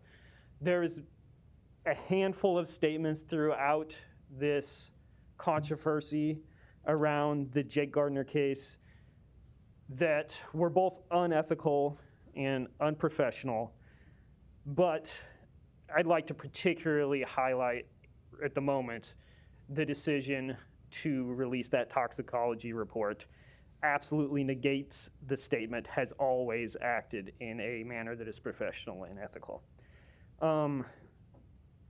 It is my understanding that this resolution was brought forward in large part in response to the statement by the Nebraska Democratic Party that was drafted or submitted by Jakeem Fox. I would like to say this, and I would like this to stick with you. In the years to come, when the future citizens of Omaha look back on this trying time, Jakeem Fox will be on the right side of history. Don Klein will not in this case. Thank you, Mr. Fisher.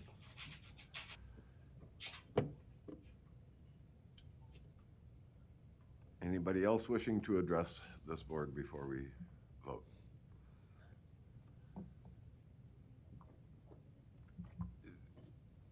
I'm going to ask you to be brief because you have already addressed this topic. Yes, but I would like to file a formal complaint on the rules. I'm not a state senator. When that red light goes off, you're supposed to shut them off. I've been shut off when the red light goes out. If I followed the rules, I wouldn't be letting you allowed speak right now. politics to go on after that. And one of the members, if not a quorum of the members on this body, should object to that. Okay.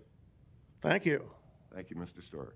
Would anybody else like to address the resolution under consideration before this board considers its vote? Seeing none? Okay. Oh, excuse me. Commissioner Borgeson. Thank you, Mr. Chair. Commissioner Rogers. Let me say that this is interesting. This is interesting. Things that are in play right now. Things known and unknown. But let me say this. I think the intent of this is not to be political. I say that because the original resolution had some references to the Democratic Party in it. I asked for those to be removed. I asked for them to be removed because that chapter's done. Don's made his decision, and he's went to the Republican Party. Agree with it or not, that's fine. I asked for that to be out to take the politics out. Whatever decisions people want to make to some degree, that's fine. Only thing I can say is by asking for it to be out, I think I tried to focus on the person and the person that I know. I don't know if it's appropriate or not, but it's here. From the legal perspective, legal entities, the Supreme Court, all those ethical people will make the point. The only thing I know is I've known Don for about 20 years. I've known Don personally in respects to my family, my kids, when I was young and coming up. And I've dealt with him on all possible aspects. This is the same guy that's hired black attorneys and friends of mine upon asking. This is a guy when I've had issues with people in the district that had legal squabbles, that they've considered these and given them grace and given them a second chance.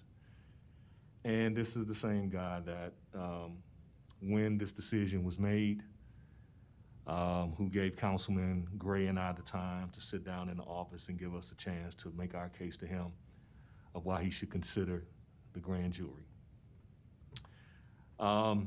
Despite what the case is about, that's not my rationale for my decision today, but abstaining or not, I think as a person, as a man, that my family has tried to bring me up to be. I've known this man for 20 years. And I know, other than the victims that have unfortunately died, I think I've known all the players in this, and I've had conversations with them. I've had conversations with the party and expressed my thought on that, and I think it needs to be left out of that. But in respects to today, I think words matter to some degree, and I do not know Don to be a white supremacist. So just for the record, no matter what anybody else does, abstaining, I don't know, Don Klein is a friend. yeah, I don't agree with his vote for Donald Trump, but you know, there's Republican friends of mine here on this board that we've differed on decisions that people want to do anything. So in asking some of those things to be removed from the party, this is personal. And if, you know, I had a friend and the friend asked me, did I consider them still a friend and believe their integrity without anything, I feel I need to be able to look myself in the mirror and say that. So, you know, I'm gonna vote to support it, not on the politicalness of it, but because I and other people that I know and that in that district has experienced Don. I'm not gonna get behind the intent about the introduction or whether it should be here, but he's a friend. The term white supremacist is kind of, it's strong. I expressed my view to the party and I've talked to them about this, so that's why I'm on this. And, you know, no matter what, I think you need to be able to face yourself with integrity on where you believe with the person that's your friend and stand with them in hard times. This is hard for him, but I've known him over the years, and I hope that he gets a chance at grace. And again, this has nothing to do with the position he's taken in regards to his job. The people will have their say on that. But, you know, that's where it is. Thank you, Mr. Chair. Thank you, Commissioner Rogers. Commissioner Borgeson. Thank you, Mr. Chair. And for anybody who knows me knows I am the least political person that there is. Going back to what Commissioner Boyle was talking about, I supported Don when he was to be appointed, and I was of opposite party, but that wasn't what was taken into consideration for me. What was taken into consideration for me is the job that the individual could do for not only Douglas County, but the people of Douglas County. I put this on before I knew of Don changing party, so again, it was non-political. I did have a conversation with Commissioner Rogers, and again, not thinking politically, the words in the resolution, he has to be removed, I removed him. And just as all of you who have come up to voice your opinion about things, I feel it's important also to voice my opinion that when the statement is made that someone is perpetuating white supremacy, and I know this person and I've known this person for well over 27 years, that is my position that I need to say something. And again, I was not making it political. And if you go back to 2 weeks ago, my conversation or my comments at this board meeting talked about how we needed to stop this and we needed to put this community back together. We needed to start healing. And stuff like this that's still on the table, we can't do that. And we do need to put it to rest. And we do need to move on. And I think I have proven that I am a person who's willing to do that and able to do that. So time has passed since this happened, and unfortunately we didn't meet when it was going on. But I made comments the week before that I was bringing this up. So everything else that happened in between that time, I had no control over. But I still think it's very important for us, and I agree with what you say, is to put it behind us and move forward. And this is one way for this board to show our support of someone who has dedicated his life to the citizens of Douglas County, just as many of us have on this board and in this room to public service. Thank you. Thank you. Commissioner Boyle asked if he could have one very short, brief comment. This is for Larry. No, it isn't. I really think the best thing to do, Commissioner Borgeson, is to withdraw the resolution. I think that listening to what the people have said, the public matters a lot, what you have to say. But I really think this is further divides us by voting on this. And that's why I've decided, I know John, I love him. He's helped me with a lot of things. So has his chief deputy. That's a great office. But I think we do need to put this behind us. And the best way for us to do that is for either all of us to abstain, which maybe sends the wrong signal. I really couldn't care about that. But I do think the better thing to do is withdraw the resolution because it divides us and it isn't necessary. Most important, it divides the board, which is no big deal, but it divides our community, which is very serious. I think we should respect what was said today. And as I said several weeks ago when this first came up, just let it go. Thank you. I would like to wrap this up and yes, we have the motion and the second. I would like to call for the vote.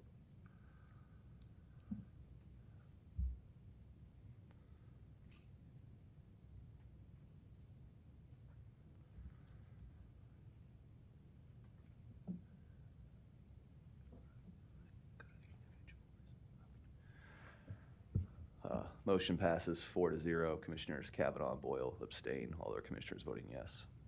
Thank you. Item C is being stricken because the walk against hate was postponed. It will come back, I believe, at a later date for our consideration. Brings us to Resolution D, recognition of, we have two county employees retiring. The first is Kay Bailey, retiring from the Douglas County Department of Corrections after 18 years of service. The second is item E, Ken Valentine, retiring from the Douglas County Youth Center after 22 years of service. Are either of them present? What is the pleasure of the board? For D and E? All right, I will second that. Questions or comments? And just give us a minute here and we'll get it ready for you. All right. Did you call for citizen comments? Okay. Couldn't hear you. Okay.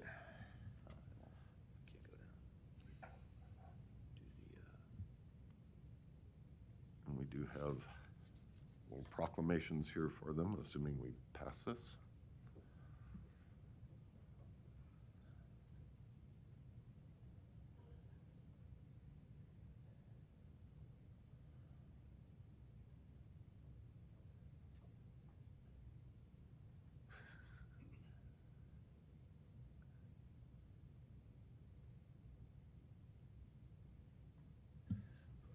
Okay, thank you.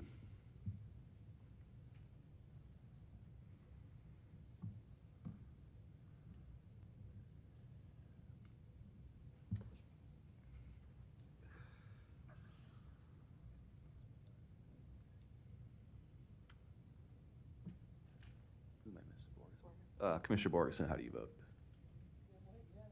Okay. Motion passes 6-0. Thank you. Item F, the final resolution, is a resolution honoring the life of Bob Gibson. This brought to us by Commissioner Chris Rogers. Commissioner Rogers. Thank you, Mr. Chair. Just for the sake of time, last time we were together, I read the Gail Sayers resolution because there was a family member here. The resolution is there. Instead of reading it, I'm just going to make comments and invite everybody else to. I think the resolution speaks for itself. But you know, within the last two meetings, you lost two monumental figures, not only to this country, but also to this state, particularly.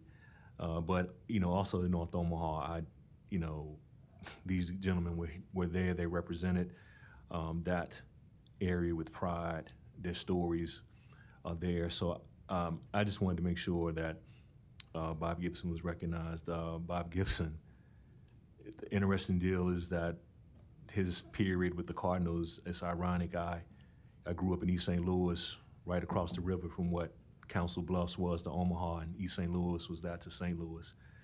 To think that, you know, you would be that close to this guy and then end up coming to school and represent a district where he grew up is, you know, ironic, but it's interesting. He, you know, in some people's eyes,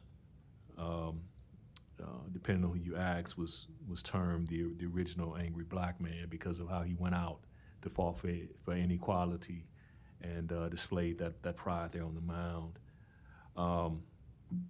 This guy was one of my father's favorites as a baseball player. My father came from Mississippi. And when he got here, he had an opportunity to try out for the Cardinals and passed. My father was a baseball guy that listened to baseball on the radio. And, because of that, my affinity for the Cardinals reigns today. And this is probably my number one Cardinal outside of Lou Brock. I grew up watching baseball. I haven't stuck to it now, but, this death was something, and it was ironic because it came with Gales, but, to his family, the community, and also, he's a Creighton alum and with the Creighton family. So with that, may he rest in peace, and I make a motion to approve. Thank you. Further questions or comments to the resolution honoring Bob Gibson? And Commissioner Boyle. I wasn't going to comment, but Chris, you really hit the nail on the head. He was a guy that was so well respected and such a class act, just unbelievable. What a great athlete. And Ann and I had, not trying to make this like President Trump does all about himself, but Ann and I had the pleasure of spending some time with Bob and his wife, and he was such a gentle person and so likable and so respectable. Just really a great guy. He was just a warm person, but very private. So I really too, I agree with you totally. We have, our community has lost some terrific people who happen to be athletes. And Bob was another one of them. Just a great guy and a wonderful athlete, but first of all, really a wonderful man. Thank you. Thank you. Further comments or questions? Could we please vote?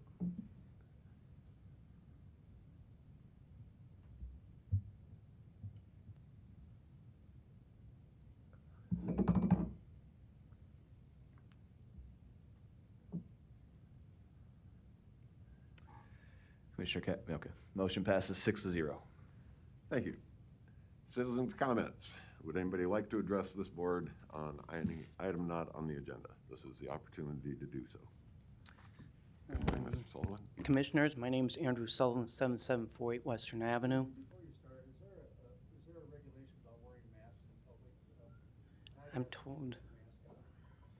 I'm told that we wouldn't need to on the, all right, for your position, okay. Sergeant at Arms, there's a rule about this, and I think. Okay. I watched you sit in the audience without your mask on. You need to obey the law.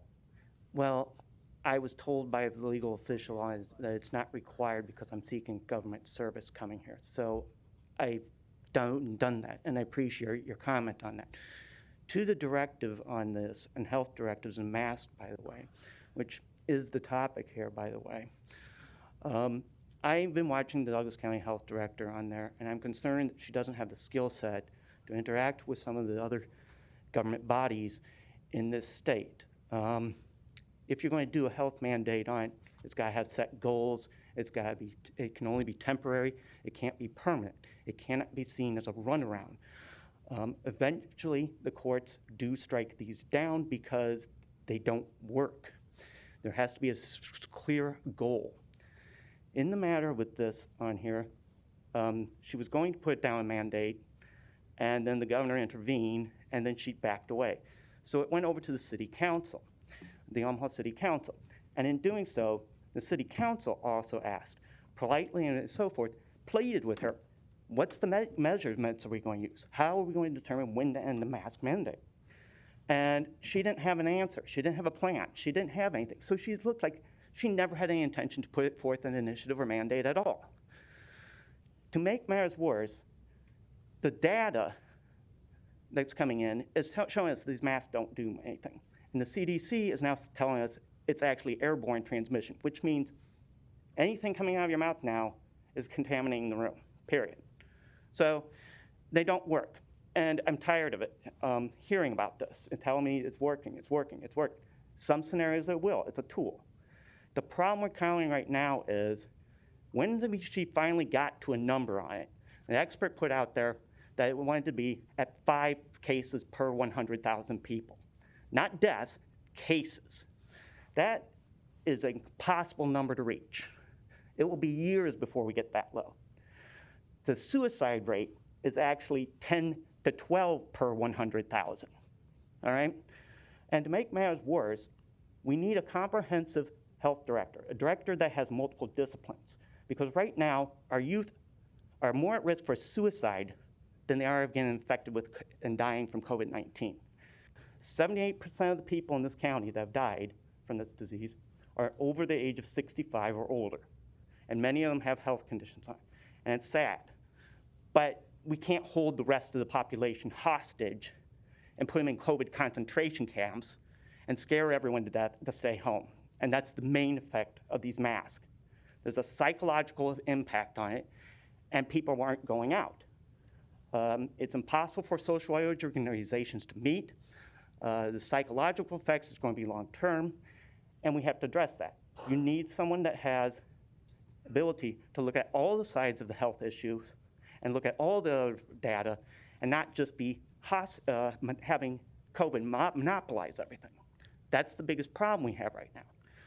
And the data here in Douglas County shows us that the cases actually have gone up with the mask mandate. They've gone up considerably. And at the same time, the mortality rate for this disease continues to go down as the doctors become more professional and are becoming more refined as to what type of treatment to provide people. And once that becomes more refined, the mortality rates will continue to drop. So the fear of getting sick is probably a bad thing, but there's a way to deal with that. I've mentioned vitamin D deficiency, because the people who get COVID-19 have substantial vitamin D deficiencies, yet the health director doesn't say anything about that. She's just a megaphone of the CDC. And I don't think that's good for us. We need someone that has understanding of clinical nutrition, someone that has understanding of psychology or sociology. But she's basically a UNMC academic and basically a chemist. That's basically her skill set. She wasn't able to help the city council with anything, and the governor convinced her that she didn't have ability to do a mask mandate. Anyways, thank you for your time. Thank you, Mr. Sullivan. Correct. Clarify, we do not engage. No, I won't engage. All right. My understanding, we can make a point of fact, and I just want to go on record as saying I think the gentleman's wrong on the facts on that statement. All right, thank you. I think along the same lines. Take a lesson on how brief it was. Go ahead. Well, I think people have they also don't have to wear seatbelts, so they have the privilege of throwing their faces and bodies through windshields. Same thinking.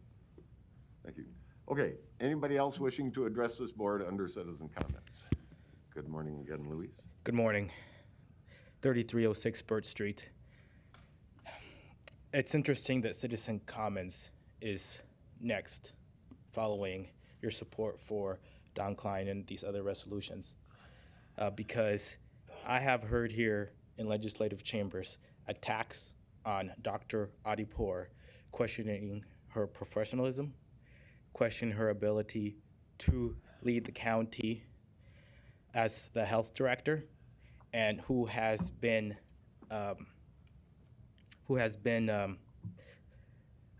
undermined by the governor. You guys passed a resolution supporting the health director, but the attacks and the criticism continues.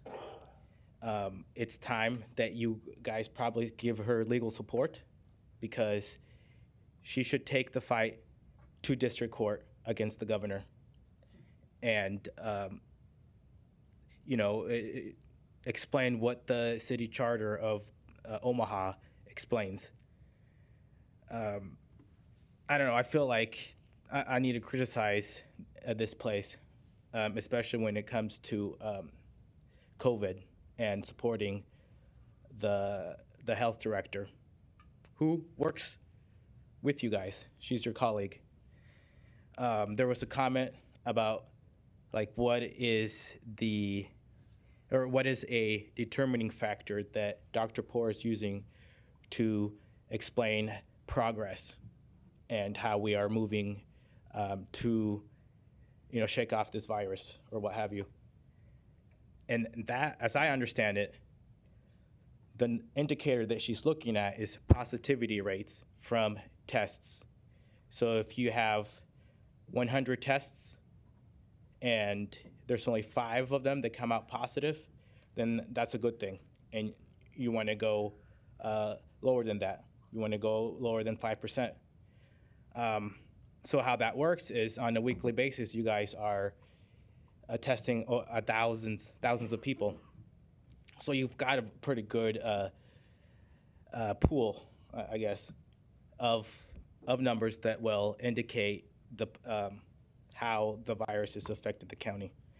There's a lot of other numbers, a lot of other data, enumerations that people are looking at, and the county health director is looking at with the dashboard and with the agencies and the hospitals. I know UNMC is supporting Dr. Poor. Now, correct me if I'm wrong, that is one of indicating factors that she's taking to the city council, who is implementing a mask mandate, which, by the way, the police isn't enforcing. But I'll digress if I go into that topic. If there is another number that the county health director is looking at to explain to the council members whether a mask mandate and health directives are having an impact, let us know. I heard somebody say it was something else. I'm talking about percentage. I don't think what she's looking at is a concrete number. I think it's a percentage. Thank you for your time, commissioners. Thank you, Luis. Anybody else wishing to address this board under citizen comments?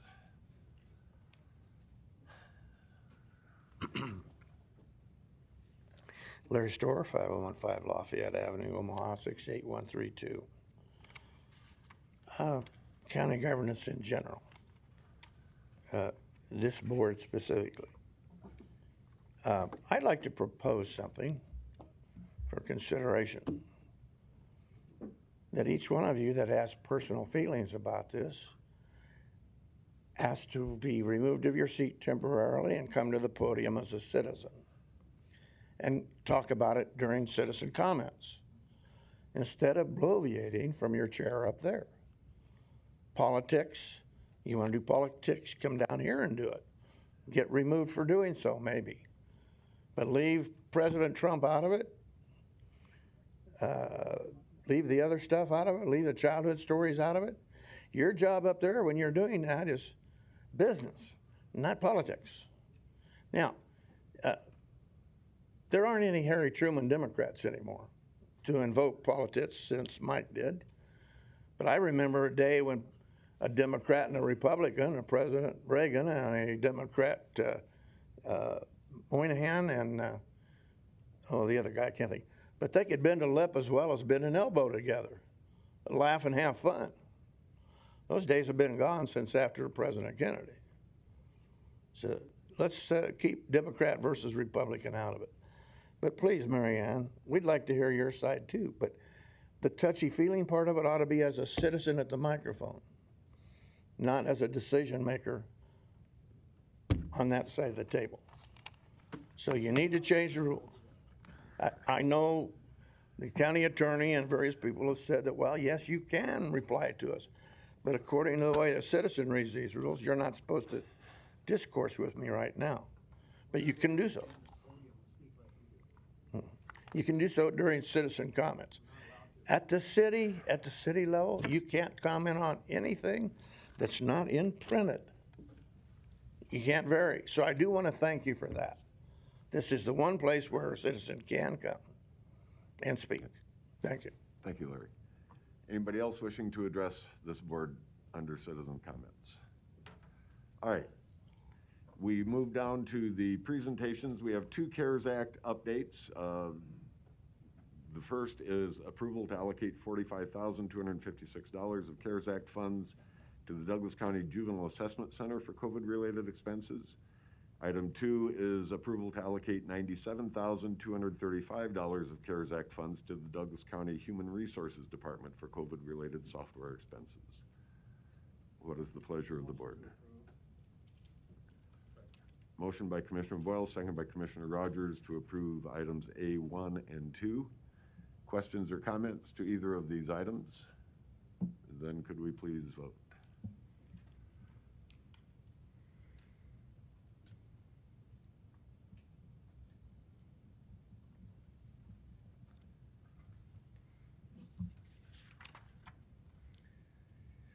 Motion passes 6-0. Thank you. Next on the agenda is a review of behavioral health data and Stepping Up initiative. With Patty Georgievich and Vicki Maka, I turn the floor over to Commissioner Borgeson for this. Thank you, Mr. Chair. It is just that. As you know, I've been having them come to give us an update on what is happening, not only in the region. As you know, Region 6 is made up of 5 counties, surrounding counties, Douglas, Sarpy, Washington, Cass, and Dodge, but we have been able to make our presentations county specific, which really helps county boards look at what is happening in the behavioral health world. So Patty and Vicki are here to give us an update on the information. This service summary for me, and then Vicki's doing the next one. Excellent.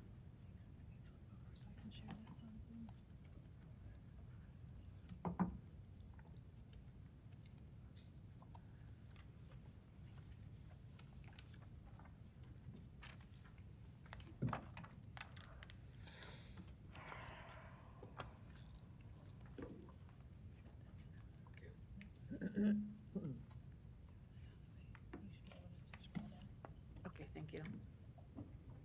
Good morning, Commissioners. Hopefully I've got these adjusted well. It's nice to be back talking with you again. Patty Georgievich, Regional Administrator, Region 6 Behavioral Health Care. Region 6 is one of 6 regional behavioral health authorities in the state of Nebraska. You all have gotten some materials here today. Before I start reviewing any of that information, I wanted to just briefly give everyone some background information about the regions. Legislation in the mid-1970s created the regions, and state senators felt like with the diversity of population and needs in the state, it made sense to organize the state into 6 regions. So Region 6 here in the eastern part of the state is 5 counties, Cass, Dodge, Douglas, and Sarpy counties. That original legislation also established the governance structure, which in statute requires that 1 county commissioner or supervisor from each county within the region would be the governing board. It also required county matching funds in order to access state money that is appropriated. And it specified duties and responsibilities of the regions and appropriated funds, at that time just for mental health services. A couple years later, that public policy was extended to cover substance use disorder services, and some additional dollars were appropriated. The responsibilities that are in statute for the regional behavioral health authorities include comprehensive planning, developing, managing, coordinating, and initiating and coordinating contracts for these public behavioral health services. The intent with that original legislation was to have local control and autonomy in the development and delivery of behavioral health services. This regional structure was reconfirmed in 2004 with behavioral health reform, as it's referred to, and that effort really was to reduce the size of the state regional centers and shift dollars then out to the regions to develop more community-based services so individuals could be served closer to home. Our funding comes through the legislature. Funds are appropriated to the Division of Behavioral Health, which is the state agency that we contract with, who in turn allocates dollars to support the treatment, rehab, and prevention kinds of activities that we fund. Our dollars are available for adults and youth, and the target population are those who are indigent, uninsured, or maybe underinsured and have behavioral health needs. So what happens is we get the appropriation of state general dollars, federal block grant dollars. Through that contract, the legislature appropriates it to the state agency. We then obtain those dollars. We add in the county matching funds and then use those funds to plan for and contract with community-based organizations to serve individuals in the community. So this year we have about 23 different community-based organizations that we contract with for treatment, rehab, and prevention kinds of activities. The other piece that we do that is important is our system coordination responsibilities. We have focus on emergency, youth, prevention, consumer, and transition kinds of services. So we work with a lot of different folks in the community to address system issues and challenges. We work with service providers, as well as assisting individuals and families who may have questions, need information, referrals, and help navigating the behavioral health system. So our role as advocates is important in the behavioral health system with policymakers and decision makers. We are a capitated system, so we're different than Medicaid. We're a separate system than Medicaid. Medicaid does fund behavioral health services, but the behavioral health regions also fund behavioral health services, many more services than what Medicaid might pay for in the system. So I'm going to stop there and see if there's any questions on that bit of background. Yeah. Commissioner Kavanaugh.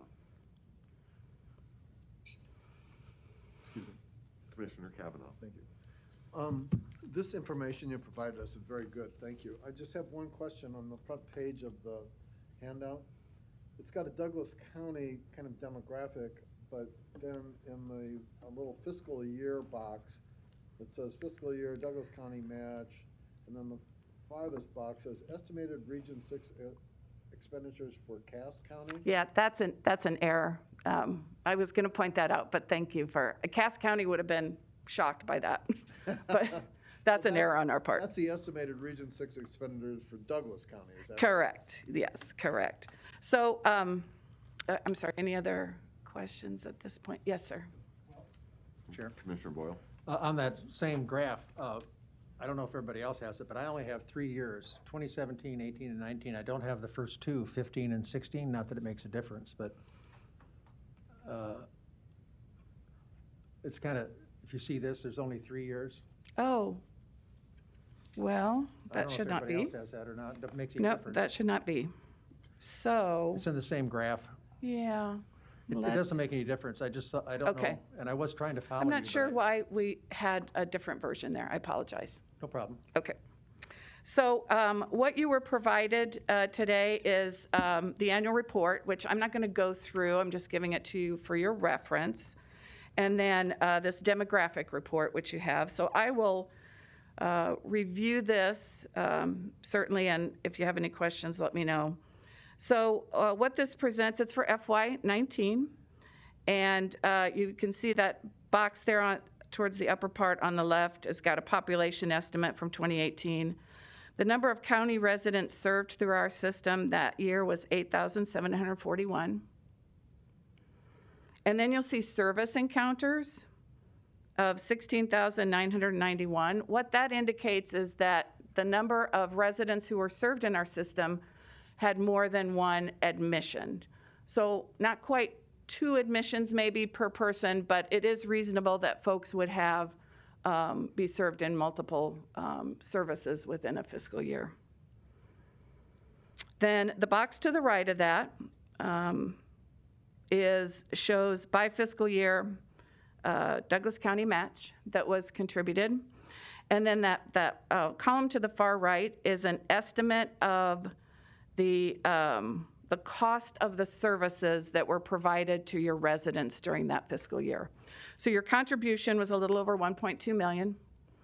and about, well over $20,617,651 was an estimate of the services. Now, the data system and the billing system don't connect to one another, so we go through a calculation to estimate the number of service dollars that were delivered to your residents.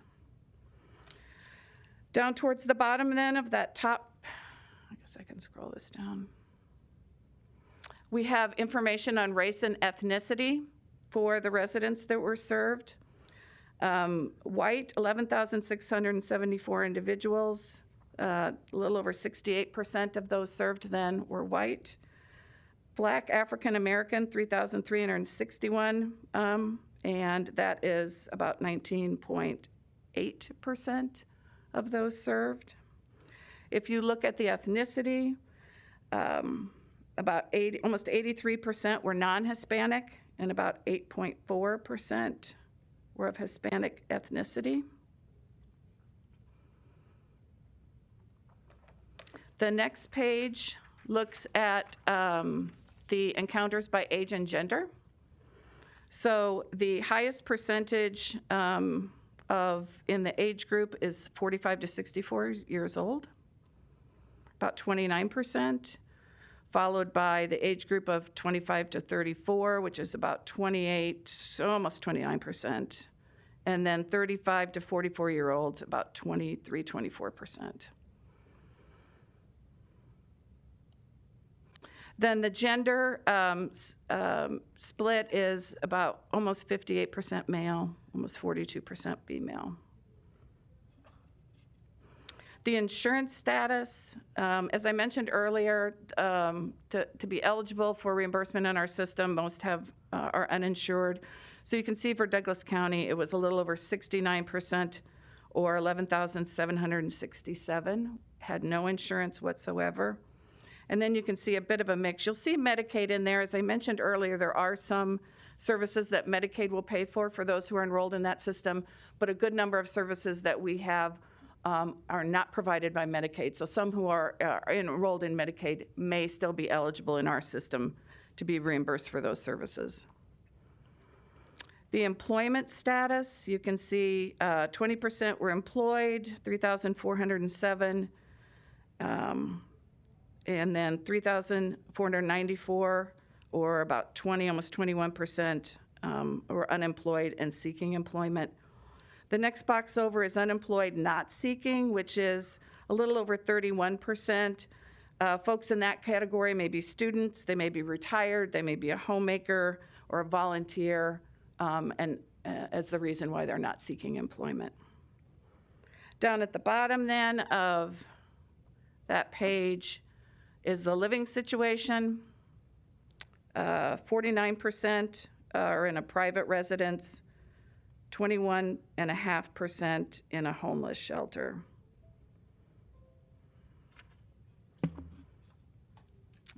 Moving on to the next page, just a few points of information. A little over 93% identified English as their primary language. 7.2% had one or more arrests in the 30 days prior to their service being provided. 73% experienced trauma at some time in their life, not really surprising given the strong correlation between trauma that folks have experienced at some point in their life and the need perhaps for treatment for mental illness or substance use disorders. Then the bottom part of that page shows the top 10 services that were provided. So you can see the top one there is mental health outpatient therapy, and that is a little over 19% of the total, followed by medication management, which is really an individual seeing a prescriber on some regular basis for a prescription for medication for their mental illness.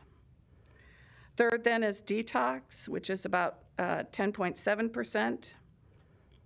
And then it drops off with the balance of those top 10 services. So you can see acute hospitalization is in there, 852 admissions during that year. Then the last page of that document identifies all of the different service types that were accessed during FY19. So you can see there it's got a breakdown between gender and then a percentage of those total encounters during the year, which the encounter is that admission, as I mentioned earlier.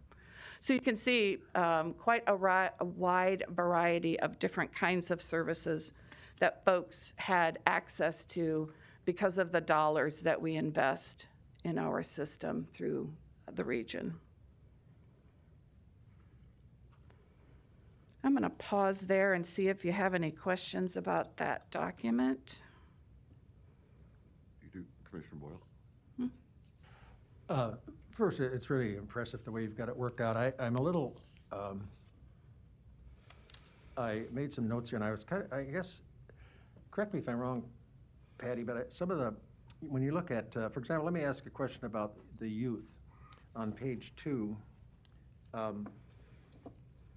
you've got, let's see, 583, is that individuals that have been, 583? Admissions, those would be admissions. Right. So those are, does that, that number seems awfully low to me. And it typically is on the youth side of things because youth often have different coverage, whether it's through Medicaid or through commercial insurance, through family members.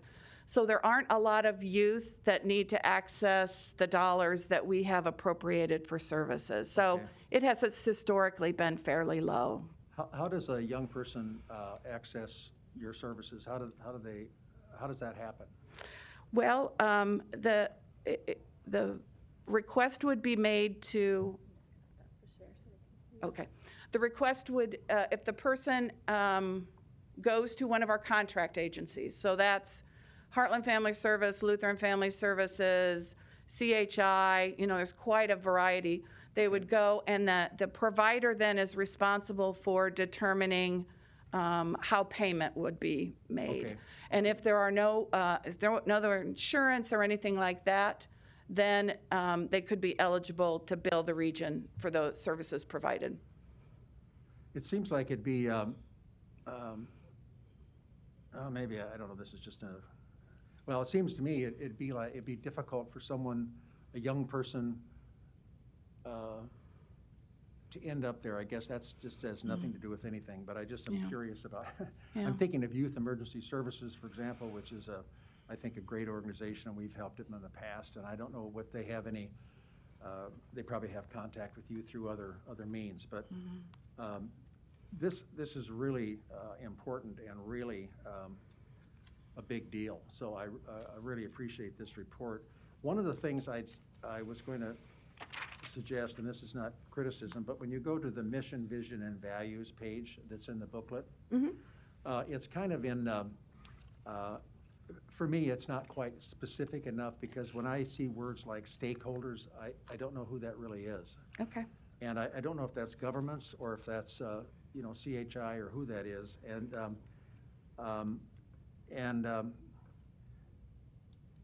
everything else, so it's really, when I see those kind of words, I just kind of go, who's that? Yeah. So anyway, this is an excellent report, and I really appreciate the update. This is real good. Thank you, Commissioner. I would point out, too, that we're working closely with the schools to help provide them resource information. So if school personnel feel like there is some difficulties going on with a student or family, they can hopefully have good resource information to help direct the family and the youth towards appropriate care. Earlier today, I know you were in the room when I brought up the fact that I think we need to figure out some way to help our children and the entire community, get a better start, I guess. And I know there's a lot of things that are emphasizing that. And certainly the Buffett Early School is a big factor, and all the rest of those things, Head Start and all the rest of it, if that's still operating. But anyway, I wonder, I worry about children. We hear about children who are involved in, not going to school. And not too long ago, we came across a boy who was 14, And I don't know if the woman was his mother or what, but there were 3 children in the household. He was the oldest. And the mother left and went to Texas. And so he was it. And he had 2 younger siblings. I don't know if they were related or I don't know any of their relationship. But it was brought to our attention because he was, he took over, apparently he went ahead and cashed her checks and so forth and fed the kids and all, and got them ready for school. But he was missing his bus to go to school, so he was a truant, and that's how they found out what was going on. And it's just is amazing that that sort of thing happens, but and that's not in your purview. But I'm so worried about these young people that are contaminated with lead and all the rest of it. I just don't know how they're ever going to get out of those situations. So that's beyond your purview, but I think you're doing a terrific job in what you're doing. So thank you. I'll quit rambling. Thanks. Just a couple more quick comments. There are a number of initiatives that we have going on. The Nebraska Strong flooding crisis counseling program came to an end recently. That grant ended, but our newer version of that is for COVID. So we are working in all counties here in Region 6 to provide that crisis counseling program. It looks a little different now because the outreach workers are not really out in the community like they were very regularly under the flooding COVID counseling or the crisis counseling program. So we're hoping at some point in the near future they'll be able to get out. Right now they're doing phone work, they're building resource information, focusing a lot on assisted living and nursing homes where folks are very isolated and trying to assist with that. We have a bed tracking software that's just within days going to go live where we're able to know in that psychiatric hospital situation, what beds are available, which ones are not available, and help direct emergency room personnel toward available beds that way. The Psychiatric Emergency Service, I think it was last month maybe, I participated with Nebraska Medicine when they rolled out that program. It is open as of last week, so we're anxious to see how that's going to go, but that's very exciting for this community. There isn't anything like it in the state of Nebraska. And then the Stepping Up Initiative, which I'm going to turn that over to Vicki, who's going to fill you in on that. So certainly if there's any other questions. I do have one about the rental voucher program. Would that be your purview? We do have a rental assistance program. Mm-hmm. Right, it's on page 6.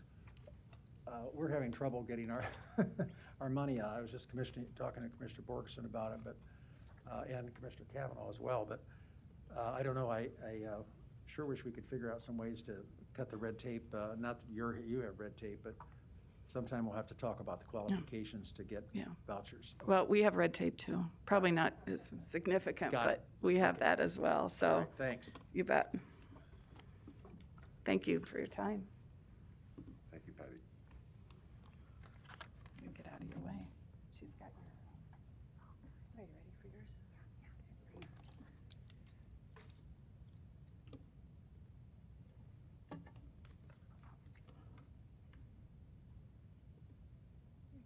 Scroll down.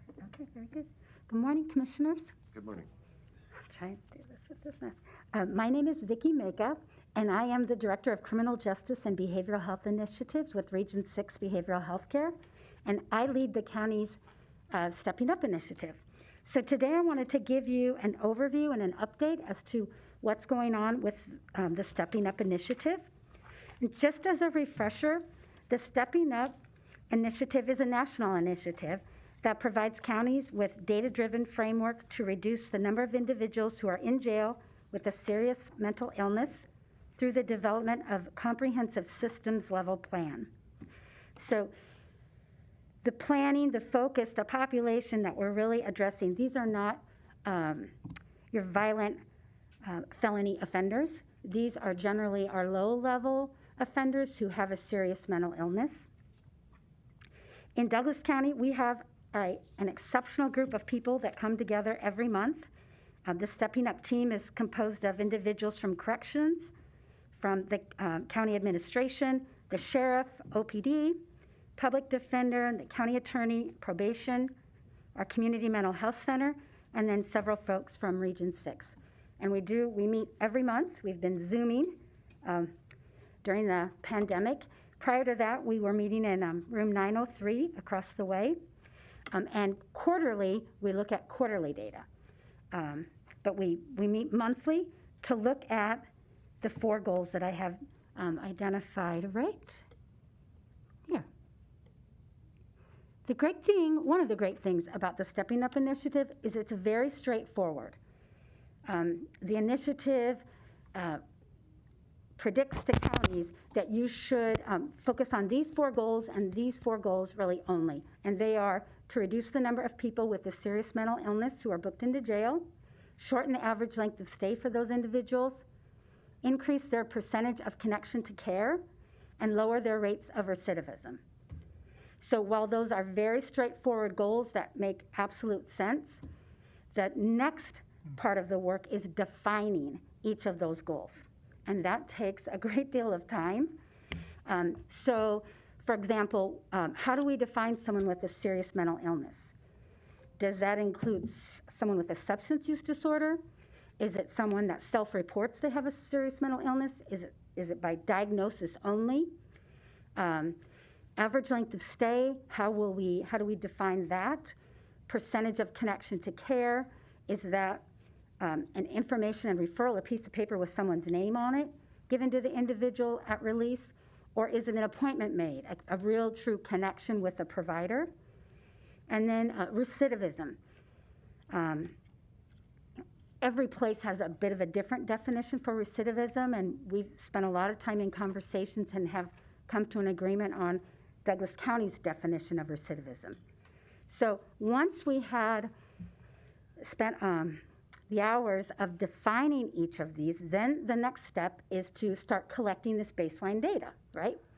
Which we did. Most of this data, actually all of the data, is really the jails to collect.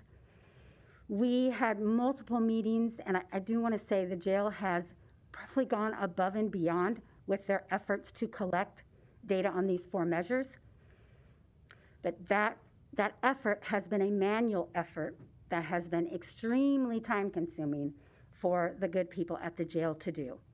And they did this manually, which really is about 40 hours a month to do this manual collection. And after about a year, we as a group said, time out. This is not efficient. This is not something we can sustain or maintain. We have got to figure out a better, more efficient way to get this data. So Miss Justine, I have to give you credit. She has spent a lot of time with the Dotcomm vendor and with the Collaborate software vendor to work with them to produce automated reports that we would have monthly. And that may seem straightforward, but you have to remember that different databases that the jail uses, they don't always talk to each other. So this has been a real labor of love, I think, for Justine to make this happen. When social workers start having leading data conversations, it gets very interesting. But she has done an amazing job, and we are weeks. We've seen the draft data reports from Dotcomm. Justine has given them feedback, and so we think within the next month, we will be using these automated data reports. And I cannot stress enough how big of a home run that is for Douglas County. Great. Many of the counties that participate in the initiative across the country do not have automated reports. They'd like to. That would be a dream of theirs, but they're doing it the old-fashioned way with Excel spreadsheets and spending hours and hours and hours. And we're smarter than that, and we're going to do it better than that. And so thank you to the Douglas County Corrections team for their persistence with this and not giving up on this, and Mike for giving Justine the time to work on this.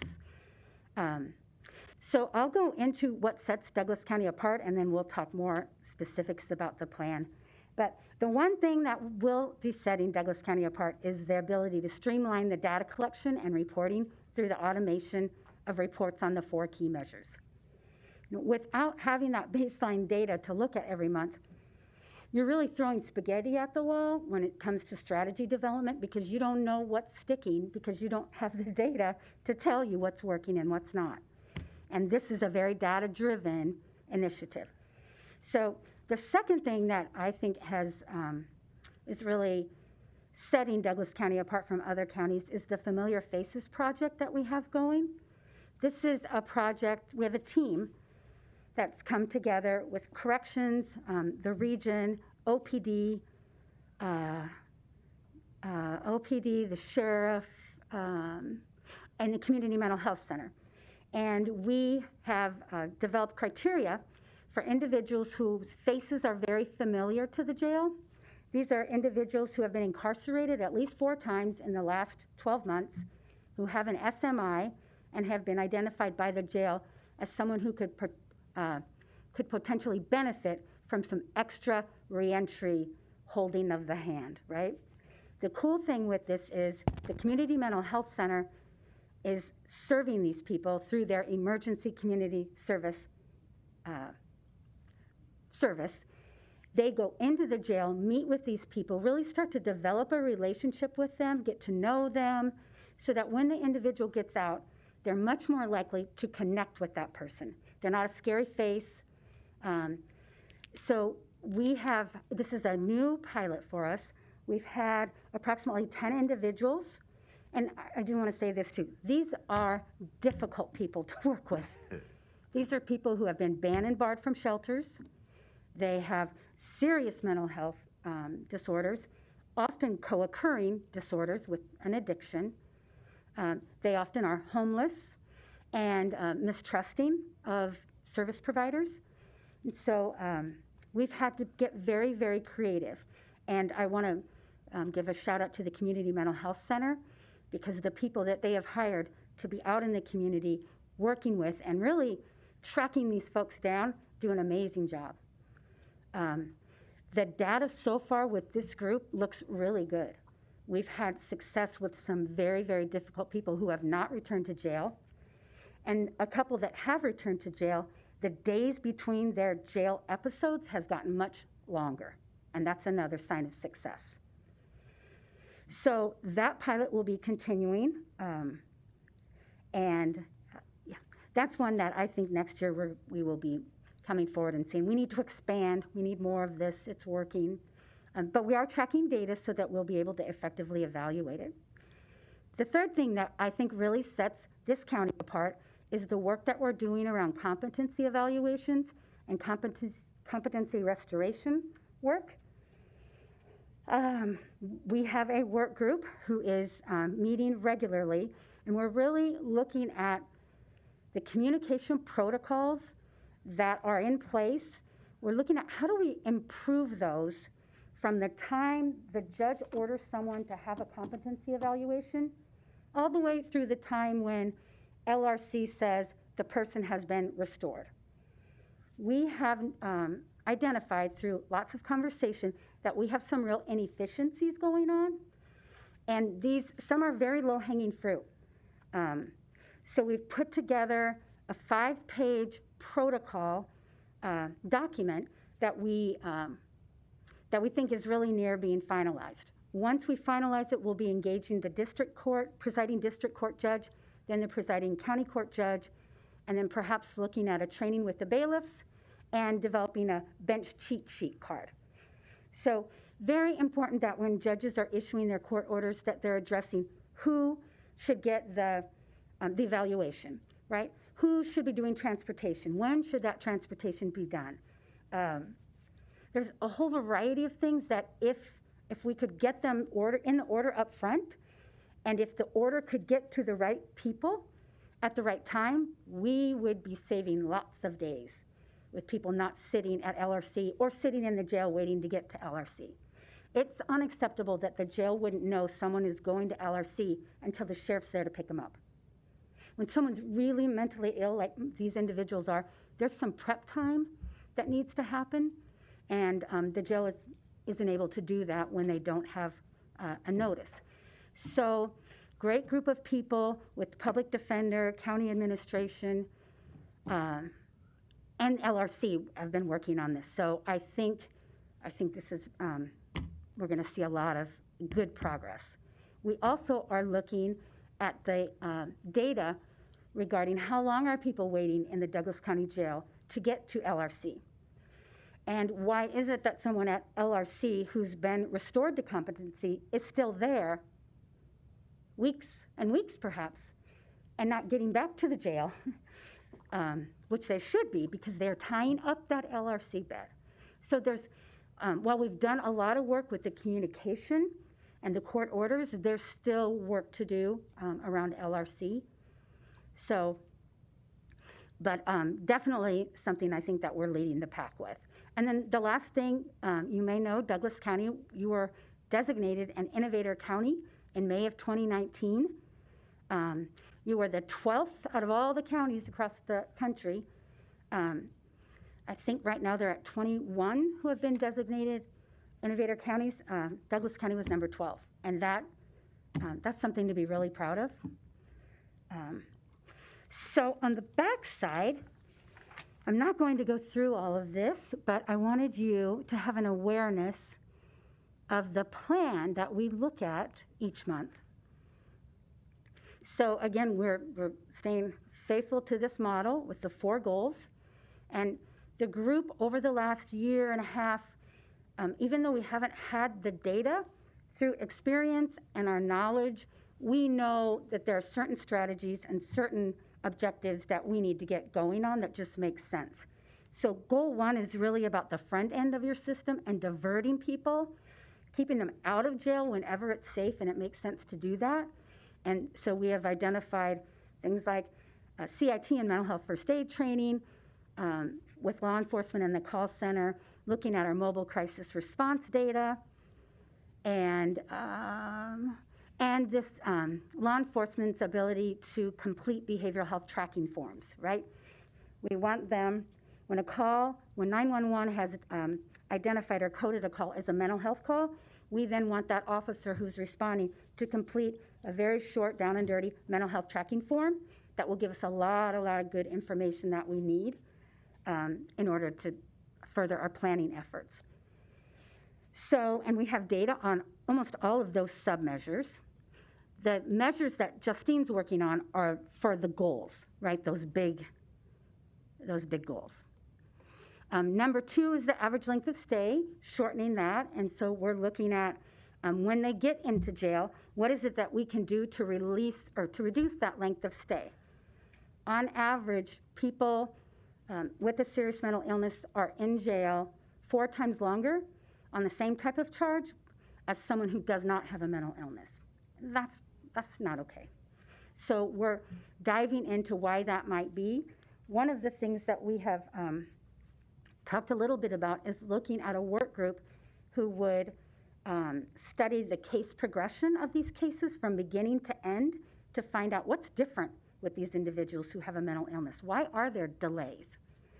So I think that will be, we'll learn a lot of information about that. Let's see, yes, sir. Yes, and so also for goal number 2, I've talked to you about the communication protocols with the competency evaluations and restorative treatment. And then for goal number 3, this is about increasing connections to people who have a serious mental illness when they leave jail, right? So this is tracking data on how many people got a type 1 connection and a type 2 connection. And this, we've defined these as part of that defining the data definition. Type 1 is more information and referral. Type 2 is they actually had an appointment and maybe even were able to identify if they got to the appointment. So that's one of the big pieces that we're working on. And then also looking at, are there better ways for us to use that daily arrest report? We also want to look at Medicaid eligibility with Medicaid expansion. Really important that we know who was on Medicaid when they were booked into jail, and then looking at how quickly are we able to make sure that Medicaid gets activated once they leave jail.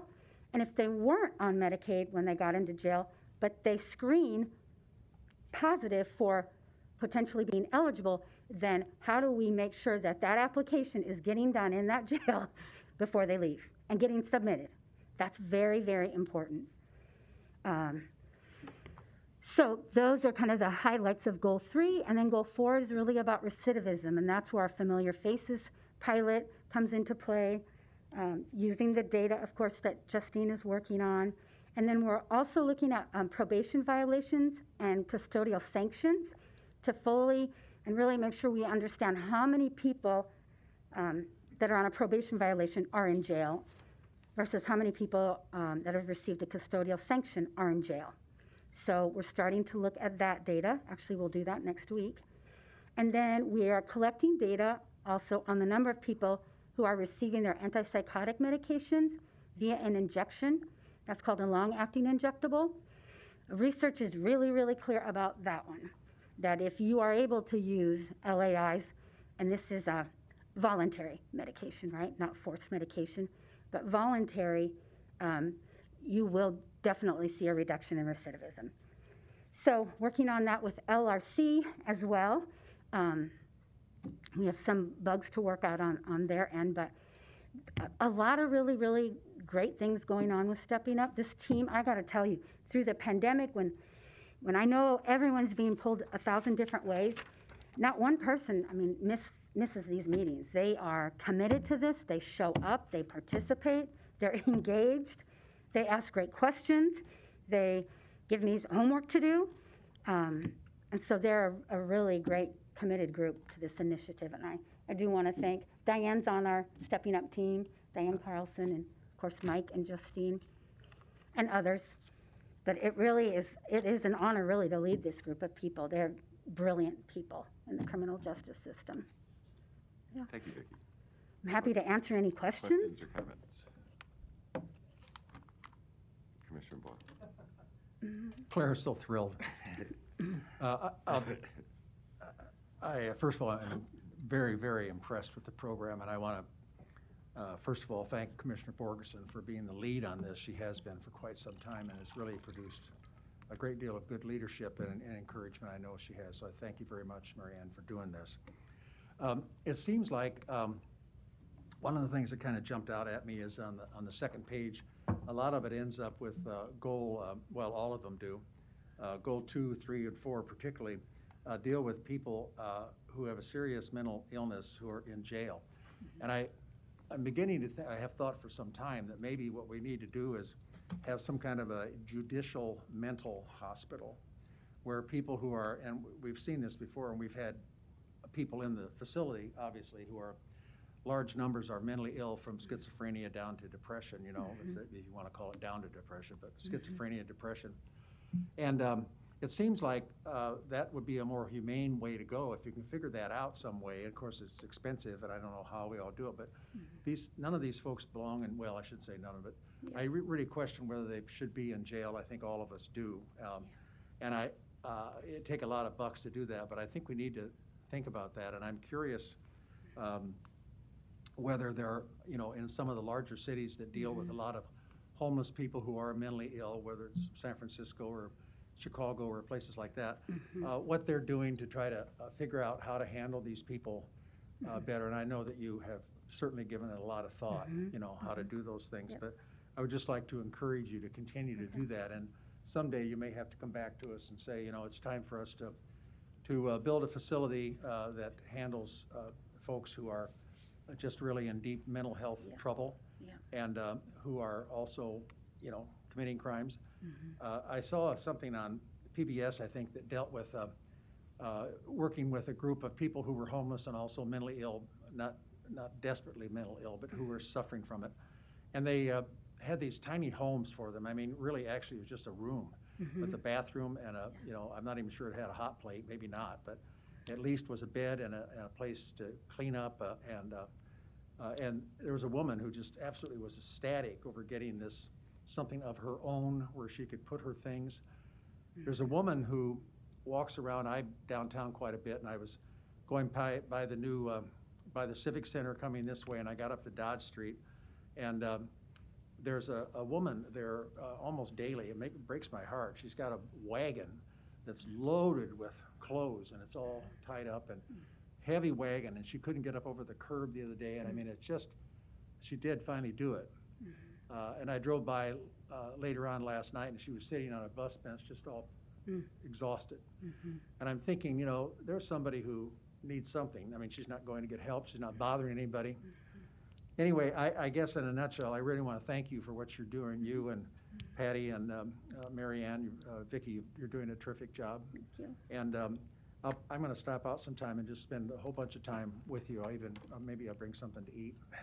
That'd be great. Drink? We No, love I just, food, yeah. anyway. Yeah, that'd be So great. thanks a lot, though. I Thank you. appreciate it very much. Thank you. Thanks, Mary Ann. Commissioner Borgeson. Well, thank you, Mr. Chair, and thank you, Patty and Vicki.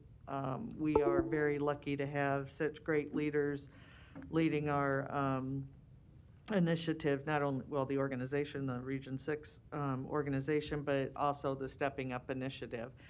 Commissioner Boyle knows that we tried originally to do this on our own, and the time and all of the things you just went through, Vicki, that takes so much time of your time, of the jail staff's, the corrections time, to be able to really put our plan together.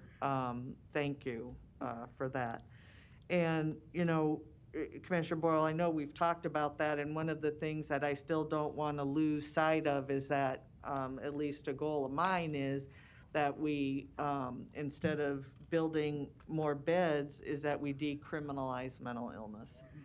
And, why they're at the jail, I think that we have done a pretty great job of trying to figure out how to serve them because they're there. But my focus really wants to shift to how do we not even get them there. And that's where the, hopefully the emergency facility that's opening up over at the old Clarkson ER, where people will be able to be taken and really assessed to figure out where they belong, will help. And I giggled a little bit when you brought up the tiny homes, because I have been trying to find somebody who wanted to do that project with me. But it's been in groups. It's been mental health, folks with mental health. It's been homeless. It's been our elderly. It's been our vets. I mean, if you look across the country, there are tiny home projects all over this country with all of those groups that I just mentioned. And I really do believe that that's an initiative that we should probably pay a little bit more attention to and try to get here in Douglas County someplace. But I just want to say thank you. We have a lot of challenges ahead of us as a region with the services that we're providing. But again, I couldn't be more happy with the leadership that Patty and Vicki have shown for the program and for the Stepping Up initiative specifically. So thank you very much. Thank you. Thank you. And I'm going to take the prerogative of one quick little thought on this. We've known for so many years and been trying to address the mental health problem in the jail. And we've all been aware of it for a long time. The time is right, not only from the region. I mean, these good things happening here with Stepping Up and everything.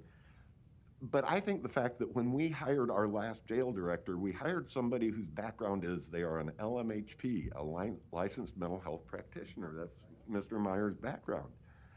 This board, I think, has demonstrated that we want to get at this problem. We want to find a better way. We know there's a better way. We know that our jail is doubling for duties it wasn't meant to take on. And so to me, as I now prepare to kind of step away from politics, I am so excited to see these things coming together. Douglas County should be the leader in the region on these things, and we are.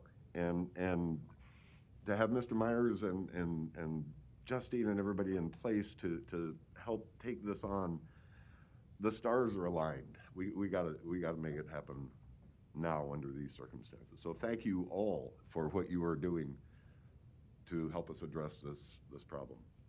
And thank you, Commissioner Borgeson. Okay, I'm thinking we're about done here with open session. Nothing under legislative issues, I hope. Therefore, I'm not aware of anything else that we need to be doing other than executive session for purposes of negotiations is next on our agenda.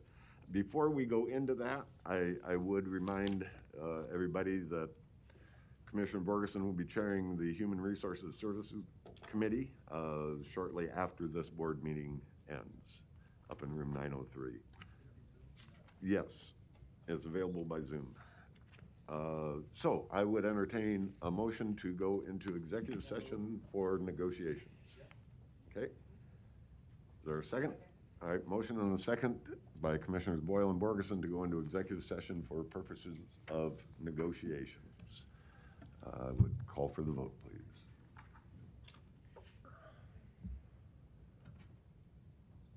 I'm told we have the phone fixed back here so that Mr. Kraft, Commissioner Kraft, can join us more successfully today. As usual, when we come out of executive session, we'll only adjourn. Commissioner Kavanaugh, how do you vote? Okay, motion passes 6-0.